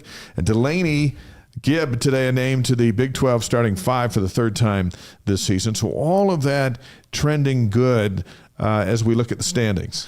Yeah, so Big 12 standings. TCU's in first place, nationally ranked 15-3. West Virginia is number 2 at 14-4. Baylor is in third place at 13-5. BYU and Arizona State tied for 9th at 9-9. The Cougars hold the tiebreaker over Arizona State. So there's your Big 12 standings. BYU beat Colorado 75-62 on senior night. Delaney filled it up with 26 points. They took a commanding 18-0 run in the fourth quarter. That was just wild. Yeah, that was just ran them out of the gym in the fourth quarter. And even more bizarre is the next stat. Yeah, they avenged a 30-point loss at Colorado 2 weeks earlier. Can you believe that? Yeah. You beat by 30. 2 weeks later, you beat them by, 13? Yeah. Yeah. Yeah, it's a 43-point swing. Yeah, let's hope BYU can make a swing. Not necessarily against, because it wasn't a swing versus Cincinnati, but make a reversal of the other night. BYU earlier in the week beat Arizona State 66-61, a huge BYU crowd there, and we salute all of the Cougar fans. Sydney Benali had her own giant section of fans as a Native American who is a beloved Division I basketball player. It was like Jimmermania. Thousands just lined up outside around the bus trying to get autographs, and her teammates were kind of like, we've got Elvis. Elvis is on this team. And she missed all of her shots in the game. She was 0 for 10, but hit some free throws in the end. But they weren't there because she was the MVP. They were there because they love her. Yeah, she's a superstar. Yeah, Gibb again at 24, just 1 of 9 from 3, but still had 24 points. Yeah. Liv Hamlin, 16 points, hit a big shot with 13 seconds left. Lotta Rokel had 11 points and 10 rebounds. It was really a solid, win on the road. They outscored Arizona State 28-11 in the third quarter, erased a 13-point deficit, and they sweep the season series. Those are the kind of things you got to do to go into a tournament feeling good. Well, and sweeping that series, as we mentioned, gives them the tiebreaker because they have the same record right now.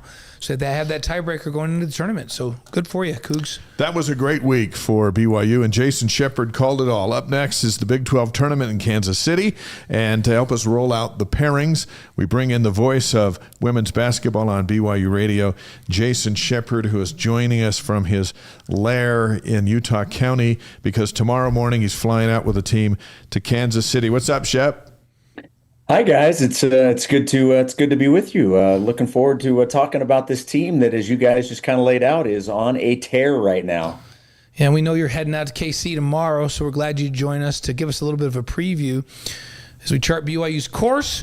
Starts with Houston on Wednesday at 12:30 Mountain. BYU's the 9 seed, Houston's the 16 seed. What do you make of that matchup?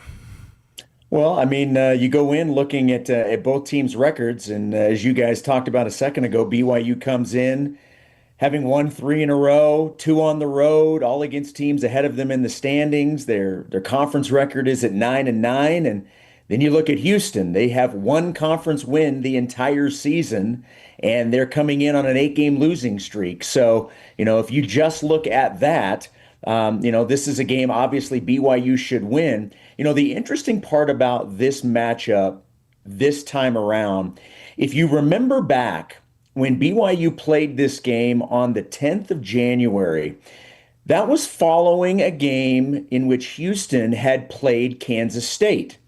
And in that game, there was a brawl between the two teams.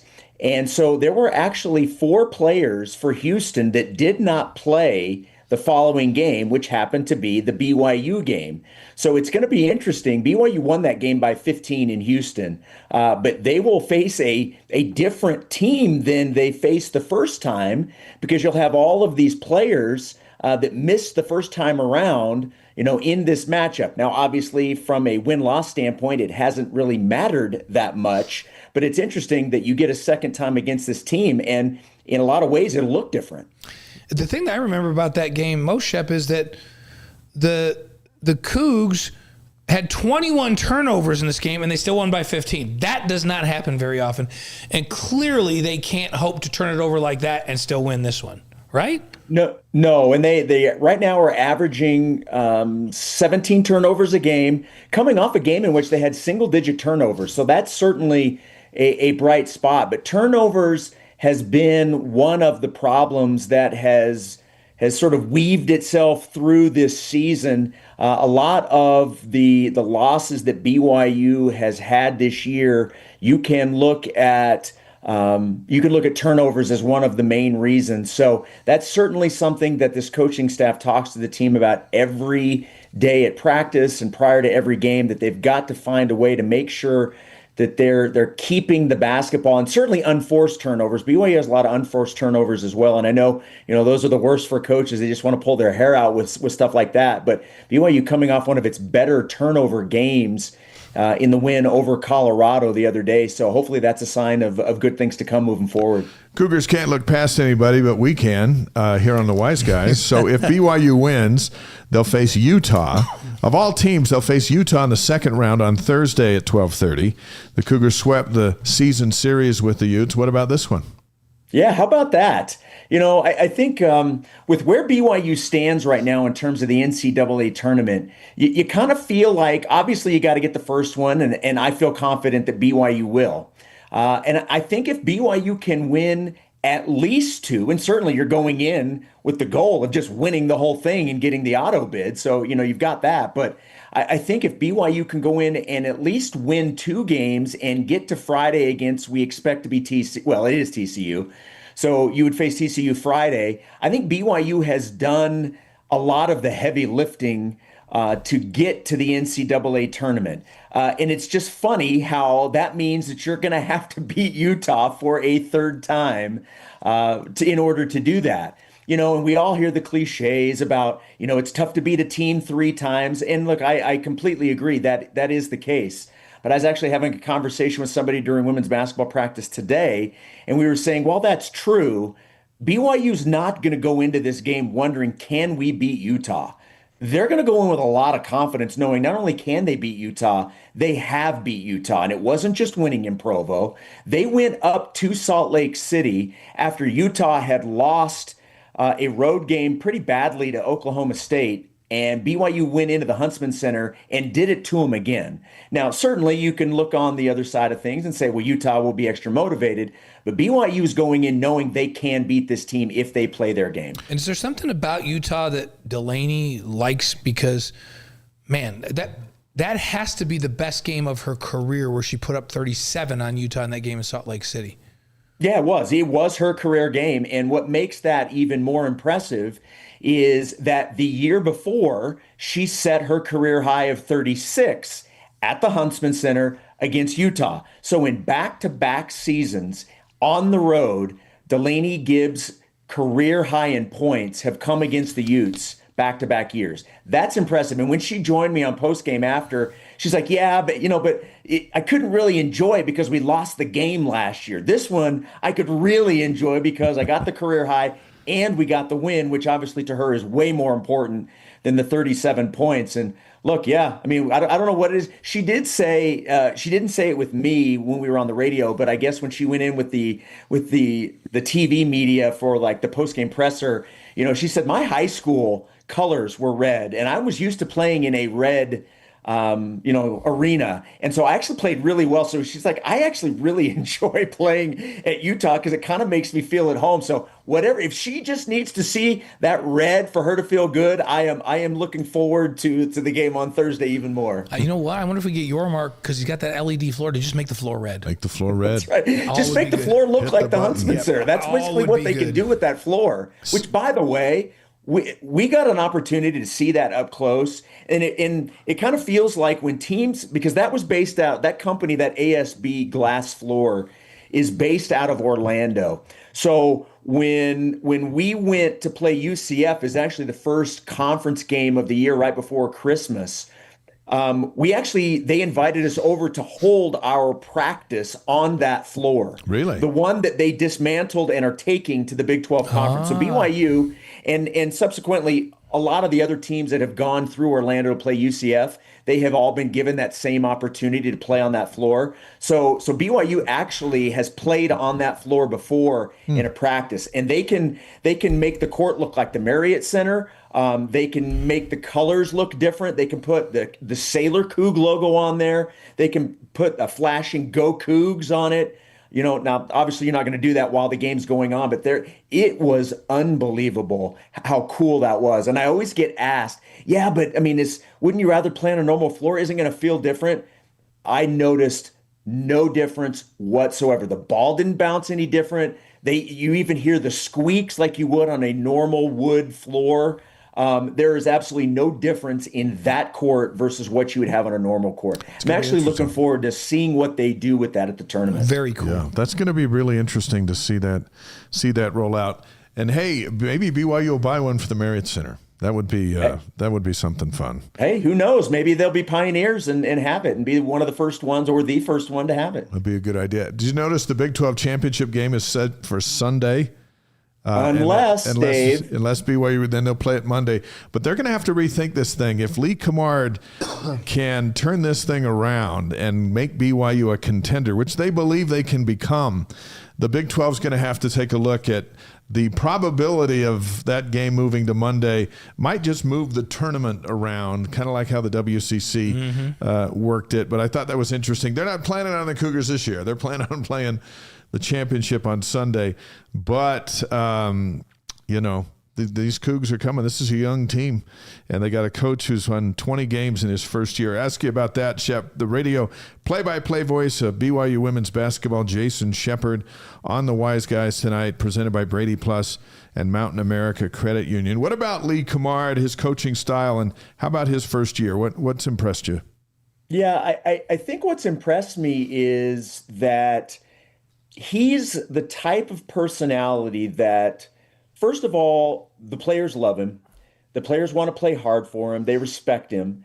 But they also know that you, in terms of the respect, you've got to give it your all. He will he will let them know when they're doing something that he doesn't want them to do or that needs to change. And then a couple of minutes later, he'll be able to laugh with them, and nobody's worse for wear. Nobody takes anything personally. They have that trust back and forth that he can coach them hard. He can get on them when they need to have somebody yell at them, but yet he can also just seconds and minutes later, be laughing with them and joking with them. And that's kind of the type of guy he is. He's not a guy that likes to talk about himself. I mentioned to him the other day, about the 20 wins. And I said, I know it was after the Arizona State. So it was before the 20th win. I asked him when we were down in Tempe, and I said, I know you don't want to make this about you, but I'm going to make it about you for a minute. You've got this team the most wins that it's had since the 21-22 season. With every win in conference at that point, you're adding the most wins this team has ever had in the Big 12 since joining the league. And by the way, you did it in your nearby hometown. You grew up in Mason, you did it here. And I said, how awesome is this? And, he said, yes, it's not about me, but this was pretty cool. He loves being the head coach of the BYU Cougars. He has earned the right to be the head coach of the BYU Cougars. And I can tell you his players love him, and they have bought in 100%. Delaney, she's a star, right? We know this. It's been a little bit of a roller coaster season for her, partly because of her health, but she appears to be hitting her stride now. How important is her role on this team this week in the tournament?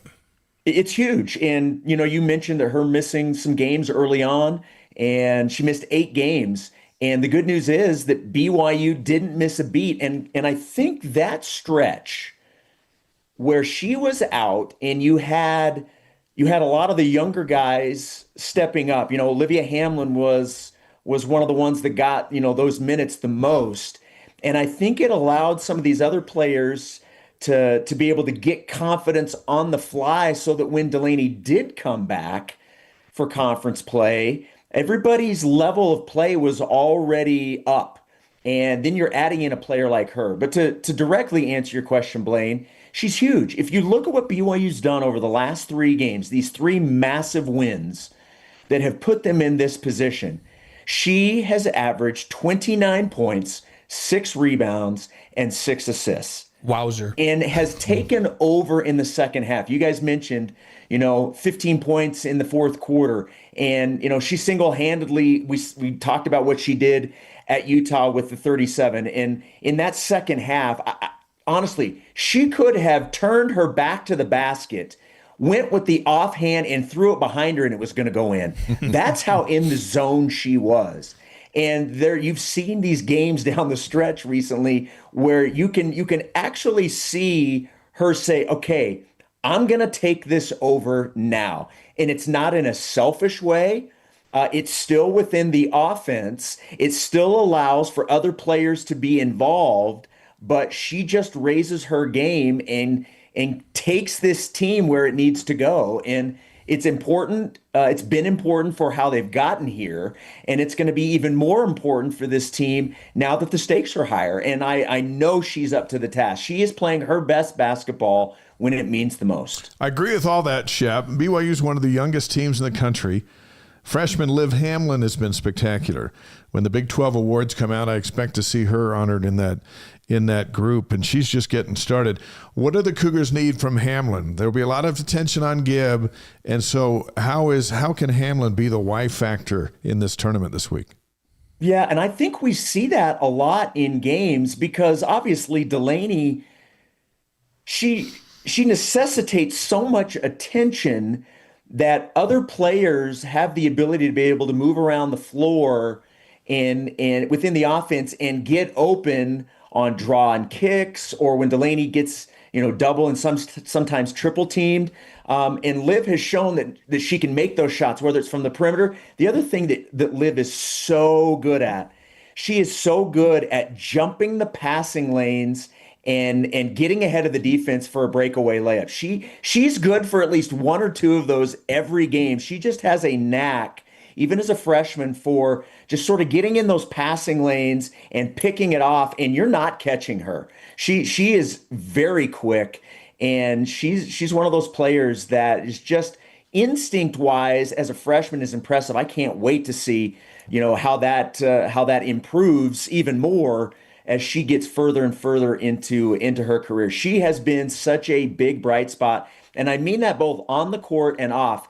In fact, she's going to be my halftime interview coming up on Wednesday of the Houston game. I talked with her today, and so I got a few minutes with her.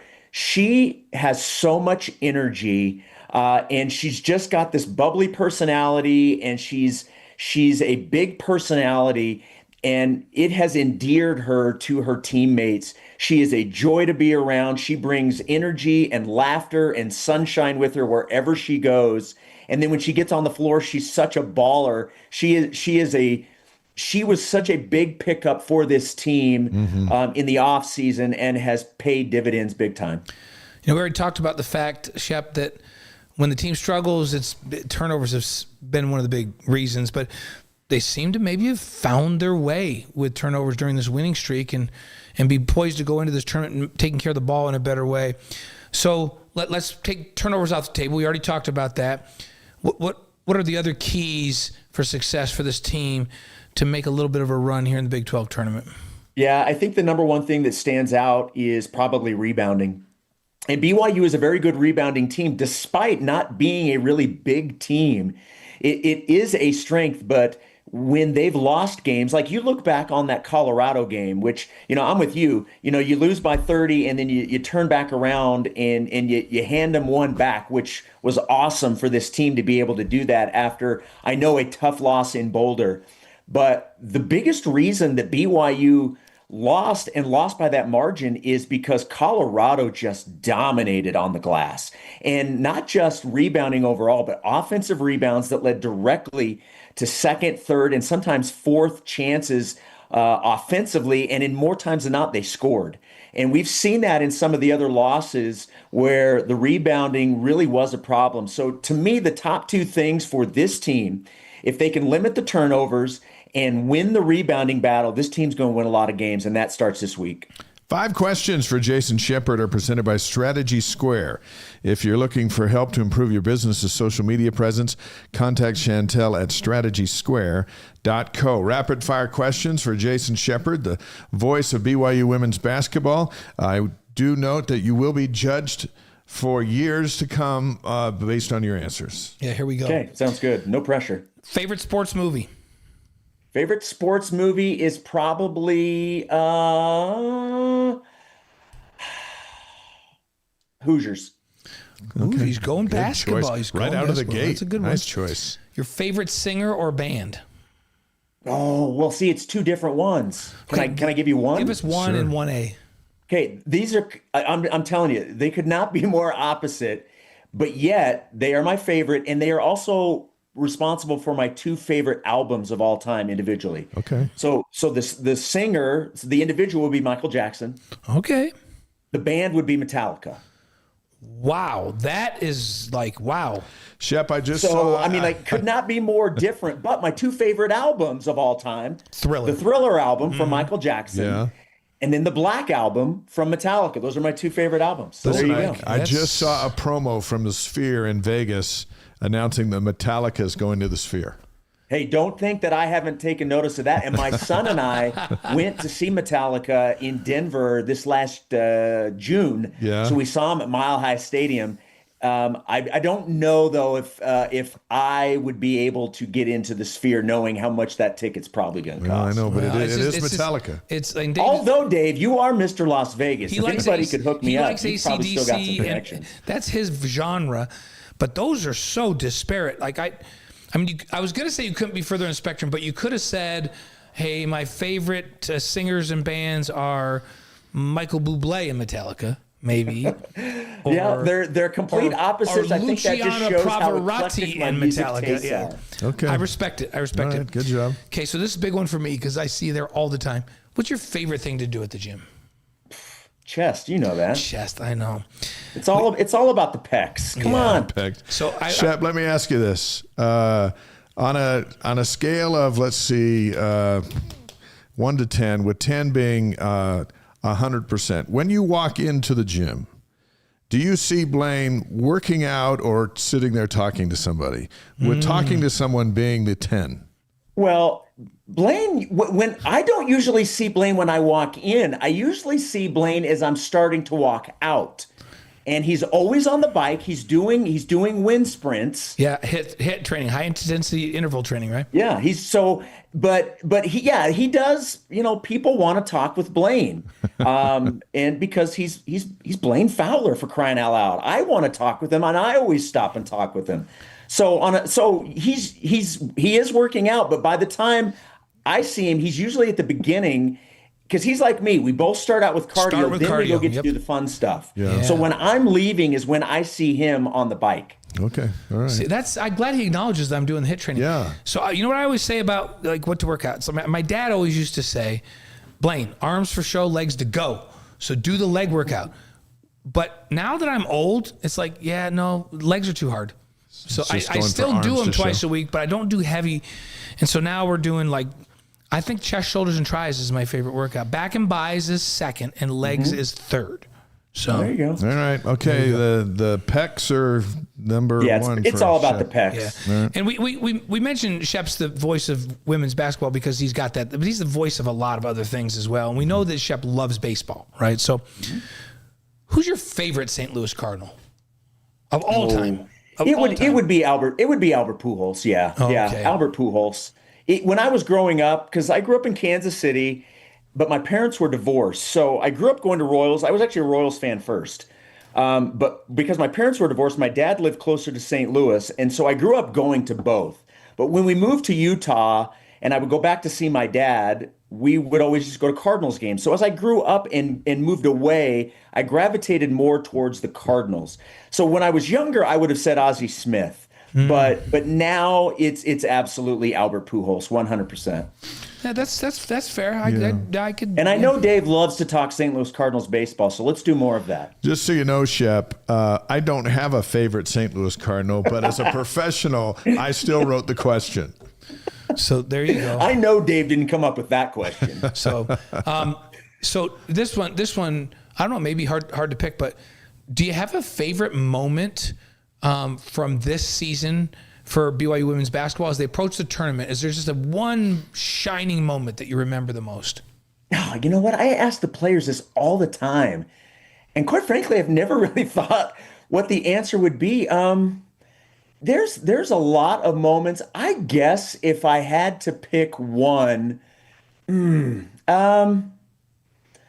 I think it actually, look, I'm not going to pretend that it doesn't mean more to beat Utah, so I'm not going to hide from that. Delaney Gibb, any of her threes down the stretch where you realize Utah was not going to be able to win that game and that BYU's pouring it on, I think that moment where Delaney was in the zone and just hitting everything, and I was going crazy and I was enjoying it, that's probably the moment right now. Love it. All right. This isn't one of the five, but I just thought about this. BYU can go out and get Houston and get Utah, and then they play TCU, who's really good, nationally ranked, the number one seed in the tournament. And let's say they lose in a close game to TCU. Are they in the NCAA tournament? I think they have done enough at that point to be in the tournament, yes. Now, I don't know how the committee will view, because you get into that whole debate on sometimes your bad losses actually mean more than your big wins. Mm-hmm. And so I don't know how they would view still, the loss at home to Cincinnati or the loss on the road at Arizona. But what I do know is BYU right now, you always say that you want to be playing best at the end of the season. Well, that's what they're doing right now. And if they win 2 games in Kansas City, in my opinion, and I said this earlier, they've done the heavy lifting to go to the NCAA tournament. Right now, they're the 7th team out. That was as of today from Charlie Cream and the women's basketball bracketology. So there are 7 teams. They're the 7th team out right now. So they do have some work to do, but 2 more wins. Yeah, they'd be I personally 11, right? think the answer is yes if they get to Friday. So 22-11, and then if you include the tournament, they have a winning record. They would have a winning record in conference, right? Because right now they're 9-9. That would put them at 11-10. No, yeah, they put them 11-10. They put them at 11-9. Or 11. No, because they would lose to TCU. I'm saying they lose to TCU. Oh, I'm sorry. Yes, I was not counting playing TCU yet. Yeah. Yes. So, but that would not be a bad loss if they, especially if they're competitive. So it'd be Right. Yeah. So And maybe a lot of it. so Maybe we're back to the BYU football. Well, you didn't lose. You lost poorly to Texas Tech, and that's why we're going to keep you out of the college Right. football That's what I'm saying. playoff. They have to show up and play TCU, but a close game with TCU. Then, so basically, Shep, you're telling me there's a chance. Look, this is not a team that can't go in and at minimum get to Friday. Right. This team is going into Kansas City with a lot of confidence. I am so excited to be able to see what this team can do this week. It's going to be awesome. And here's the thing: if say they shock the world and beat TCU, they're in the tournament then. Oh yeah, they're in at that point. At that point, they are in. Yes. Then it doesn't even matter. You know what? The other part about this, guys, what I have loved about this team, they were talking about wanting to be in the NCAA tournament, and that was a goal before the season started. Like on team photo day, like a couple weeks before the season started, they were openly talking about our goal is to be in the NCAA tournament this year. They weren't shying away from it. They weren't saying, we don't want to jinx it. They were leaning into it. And I think that's a big, big deal for a team like this. That has been a goal that they have talked about openly all season long, and it means that much to them. It's exciting. It's March, and you can hear Jason on the call this week at the Big 12 tournament on BYU Radio, starting Wednesday at 12:30 Mountain Time. BYU and Houston in the first round. Shep, safe travels, and we'll be listening. Best of luck to you.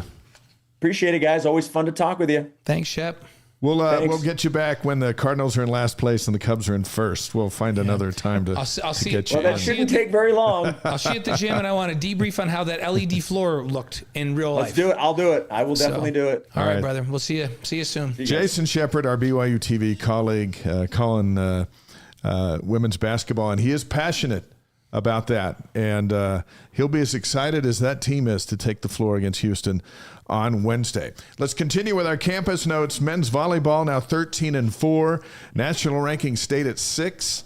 It was the same last week, despite they went over to Honolulu and got beat by third-ranked Hawaii 3-1 and 3-0. That was a late season ad scheduling-wise. Great experience for the young Cougars, even though they came up short. Up next, BYU's at Merced Friday and at Jessup on Saturday. Friday's at 7 Mountain. Jessup Saturday at 8. That's in Rockland, California, where Jessup is. Their next home game at the Smith Fieldhouse is Concordia Irvine on March 20th. Softball is 5-14. Yeah. The Judy Garman Classic recap. Fulton, California. They win.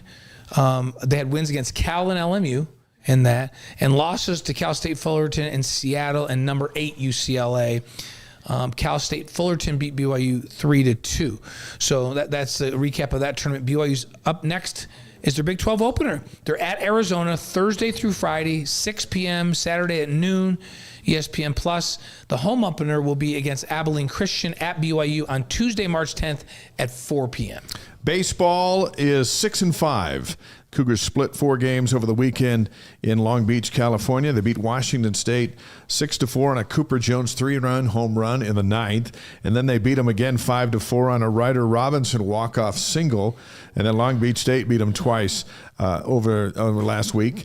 Now it's all about the home opener on Thursday against Cal Baptist. It's the first of 7 games at Miller Park. And Thursday at 3, Friday at 3, Saturday at noon. The weather's going to get a little dicey because it's springtime. Right. And it's been so nice without baseball. Now that baseball's here, it's going to get probably snow now. A little nuts. It was like 60 degrees the other day, but now we're going to play baseball. So. Gary Scheide and I will have all those games on ESPN Plus. I think we'll come over on the weekend. I've got to head out of town tomorrow, but I'll be over on the weekend to watch you. So men's golf, national ranking of 30th. Up next, the Lankin Invitational, March 9th through 10th in San Diego. BYU freshman Kihei Akina will play in the Puerto Rico Open starting Thursday. This will be his 3rd PGA Tour event. We wish him the very best. You can see our Wise Guys interview with Kihei at wiseguys.com. Yeah, playing in the PGA this week. Women's golf's at the Lady Luck Invitational in Las Vegas today and tomorrow. Gymnastics, 7-4. They're 3-2 in the Big 12. 24 is their national ranking. They went back to Morgantown on Friday night and beat West Virginia 195-975 to 195-275. Up next for the gymnastics group, they'll play West Virginia or compete against West Virginia and Utah in a tri-meet Saturday at the Huntsman Center in Salt Lake City. That was all thrown together at last minute because Iowa State just stopped competing altogether. Right. So it's interesting because BYU was all the way back on the East Coast, and now both them and West Virginia, they're going to fly out here and have a tri-meet with Utah up in Salt Lake City. So track and field, the Big 12 Indoor Championships were in Lubbock, Texas. The women took second place behind Texas Tech. The 4x400 relay won the Big 12 Championship. That's Paige Rasmussen, Marion Barber, Callie McEwen, and Sammy Oblad. The distance medley relay team won the Big 12 Championship. Taylor Rotinsky, Callie McEwen, Christy Solomon Jensen, and Jenna Hutchins. Freshman Jane Hendegren won the 3,000-meter championships. Of course, Riley Chamberlain won the 800-meter championships. And the men took third behind Oklahoma State and Texas Tech, who was the champion. The distance medley relay team won the Big 12 championship. We talked about Carter Cutting already, Braden Dahl, Braden Packard, and Tavon Kitchen. Carter Cutting won the Big 12 title in the mile, so dual champion. And then Creed Thompson won the Big 12 title in the 3,000 meters. Up next is the NCAA Indoor National Championships. That's March 13th and 14th in Fayetteville, Arkansas. Here's the thing. What are we going to do about Texas Tech? They are BYU's nemesis in every sport. Women's basketball beat them here in Provo, which was an upset. But the Cougars are chasing them in everything. Well, they got a chance to not chase them Saturday. Yeah. Here. Chance to Let's beat see if them they here. can turn the fortunes a little bit. Texas Tech. Who would have thought Texas Tech would be invested, and I'm not just blaming it on this. They've invested resources to get to the top of this league in great coaches, in facilities, in NIL, all of that. They've made the decision, we are going to compete, and we're going to give the resources we need. We're going to hire great coaches. We're going to get great players in here, and we're going to win. Of all the teams. They're doing it. Of all the teams, you and I would not have said Texas Tech is going to be the standard that BYU's chasing after. It's wild. But they are in just about every sport, so congrats to them. Not in swim and dive, though. No, because in the swim and diving, Big 12 championships results, BYU took 5th place. Arizona State won that. Seems like Arizona State is really, really good in swimming and diving. Tanner Nelson, a junior from South Jordan, won the Big 12 title in the men's 400 individual medley. BYU women finished in 8th place. Arizona State also won the women's title. So we're chasing Arizona State in swimming and diving. In the pool? Yeah. Men's tennis is now 10-1, beat Denver 4-3, then went to Colorado Springs and Air Force whooped them 6-1. First loss of the season. Up next is the Boise Invitational in Boise, Idaho on Friday and Saturday. And women's tennis is 11-3, great start. 0-2 in the league, however. Central Florida beat BYU 4-1, and Houston beat them 4-0. Up next, BYU's at Utah Saturday at noon. Interesting as these teams kind of coast through the non-conference, and then the Big 12 starts. Big 12 is serious business in every sport. It's just different. Women's volleyball, the spring schedule. BYU defeated UVU in 4 sets on Saturday. Now, typically, we cover everything BYU, but this wouldn't be completely on our radar, except it was Rob Nielsen's coaching debut. Right. New head coach of BYU women's volleyball. So the Cougars will take on UNLV Saturday at 4, and then Utah Tech right after that one. Saturday at 2 against UNLV, 4 o'clock for Utah Tech. Both those matches are at the Burns Arena there in St. George. So all the BYU volleyball fans in southern Utah, you can go over to the Burns Arena and watch BYU against UNLV and Utah Tech on Saturday. Yeah, that's a great opportunity, fans down southern Utah. And Campus Notes is presented by BYU Pathway Worldwide. Find out how an affordable and convenient college education can improve your life at byupathway.edu. Talk about CougarTribe for a moment. We love our association with CougarTribe. They're an online home for BYU sports fans who love the game and love to get together and talk about it in a cool way. Each week we get questions from CougarTribe, and then we answer them, which you have to go to CougarTribe to see those answers. But it's all free, so it's not like, it's not like anything crazy. So we've chosen 4 questions that we'll answer this week at CougarTribe.com. And this week's winners are Sandra M., Sam S., David J., and Rhonda C. Yeah, if you haven't signed up to become a Cougar Tribe member, you can do so by going to CougarTribe.com. It's simple to do. It's free. We'll connect you with inside the community, and you just become part of. So it's an extension of what we're doing here. That you can be part of all week long, and you can ask us questions there. We'll answer them there just for that group. We're excited about this relationship with Cougar Tribe moving forward. More is more. That's right. More good BYU content is just more. It's like a donut. A donut's great. A second donut's fantastic. Yes, it is. So more is more. It's been quite a show. On this day, on March 2nd, here we are in March. You know what? You know what's going to be here super fast? Stadium of Fire, and then the season opener for football. We got to quit wishing life away, though. I know it. We can't we can't stop it. When you were at Patty Edwards' funeral, and her most common bit of advice in this last decade or more has been live in the now. So let's enjoy every moment of it. Let's enjoy BYU's win tomorrow night over Cincinnati on the road. I shared that quote with our elders quorum. Did you? After that, it was like live in the now, because the clock doesn't stop, and what we love, we want, and so it's usually looking forward to. We love to look forward to stuff, and then before you know it, you're going, "What the heck? We just had winter and didn't have any snow, and now it's springtime." Let's take the time to enjoy every moment, and this is a great time. To be a BYU fan, that's for sure. So we'll take a breath, and speaking of significant moments, on March 2nd, on this day, all this stuff happened. Yeah, so in 1789, this is a big deal for my daughter Libby, because Pennsylvania ended prohibition on theatrical performances. Do you think they just had seen a bad show and they said, that's it. We're not doing it. It's going to be prohibited. I'm not going to another show. And that kind of led the way. Now there's Broadway, there's all of it. So, but this was in 1789. Short time after that, in 1836, the Republic of Texas declared its independence from Mexico. It said, we're out. Yeah. And then that allowed you to actually go down there and serve your mission in San Antonio. Yes, many, many years later. It was like next year. In 1874, the National Association of Professional Baseball Players officially adopted the batter's box. What? Yeah. They also determined that if a player is caught betting on his own games, he'll be expelled. And if he's caught betting on another team, he will forfeit his pay. Somehow Pete Rose didn't hear about that. Yeah, he forgot about those rules. But they were around since 1874. How about that? Hey, we need a batter's box. Let's vote on that. Yeah. So there you go. On this day in 1901, U.S. Steel is founded. Yeah, that was important. Changed the world. Yeah. In 1933, King Kong, the movie, premiered in New York City. Think about that.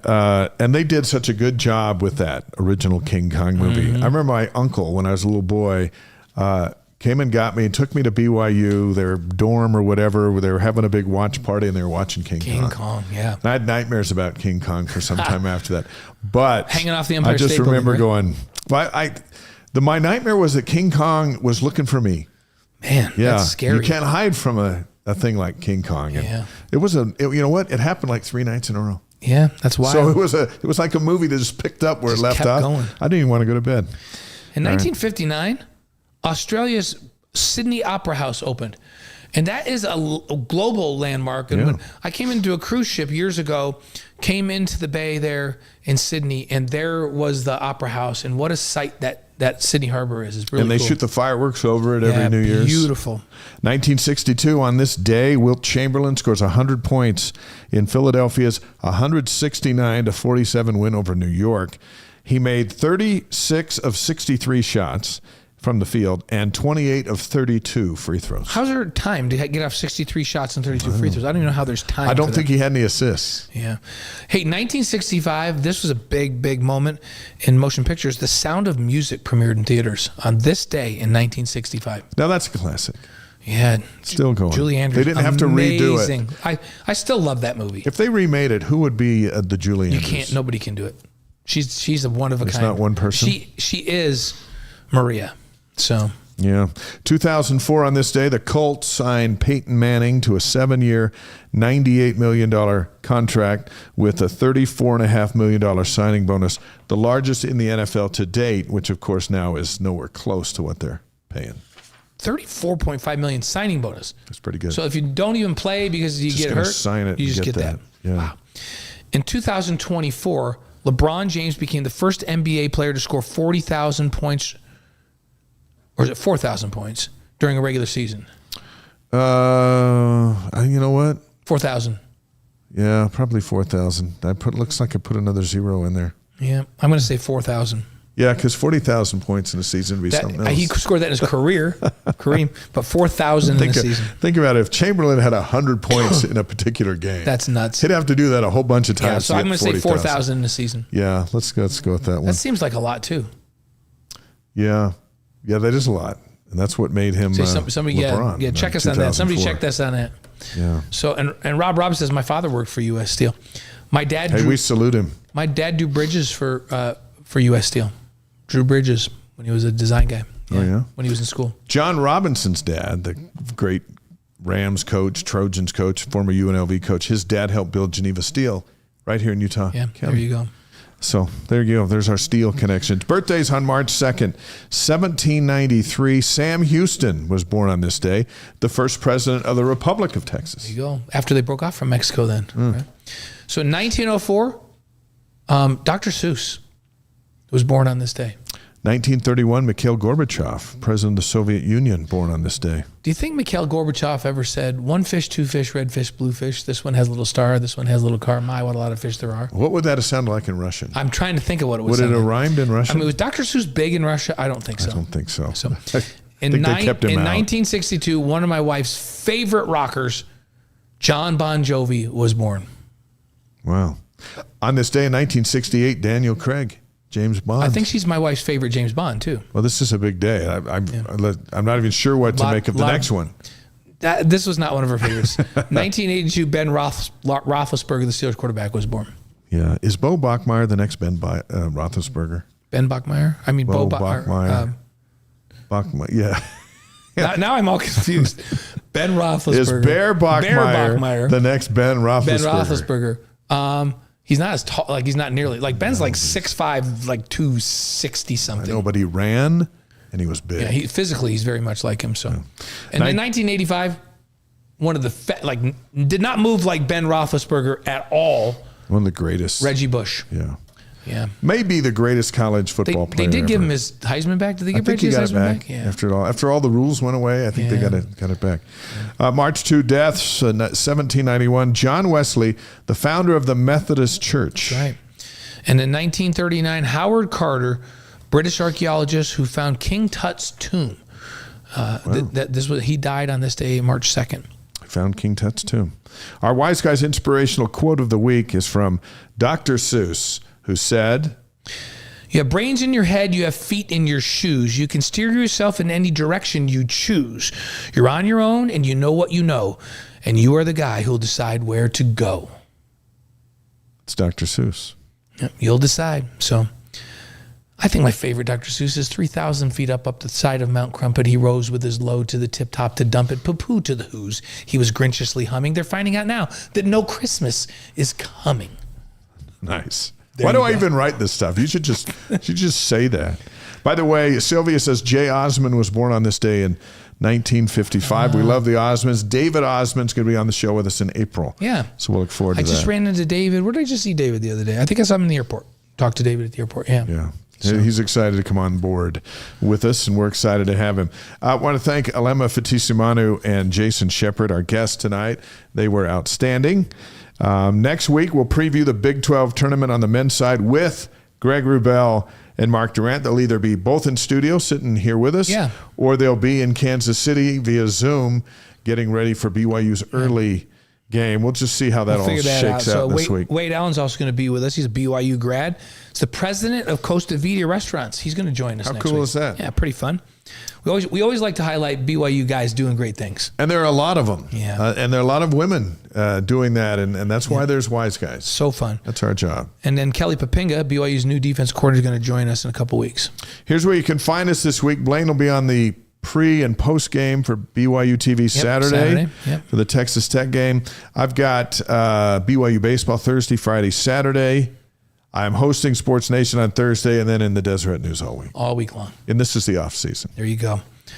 Hey, let's remind everybody of how we stay on the air, and that's because these great sponsors: BradyPlus supplies plus support Find out more at BradyPlus.com. Mountain America Credit Union, empowering dreams for over 80 years. Find out what they can do for you at macu.com. Mountain America Credit Union.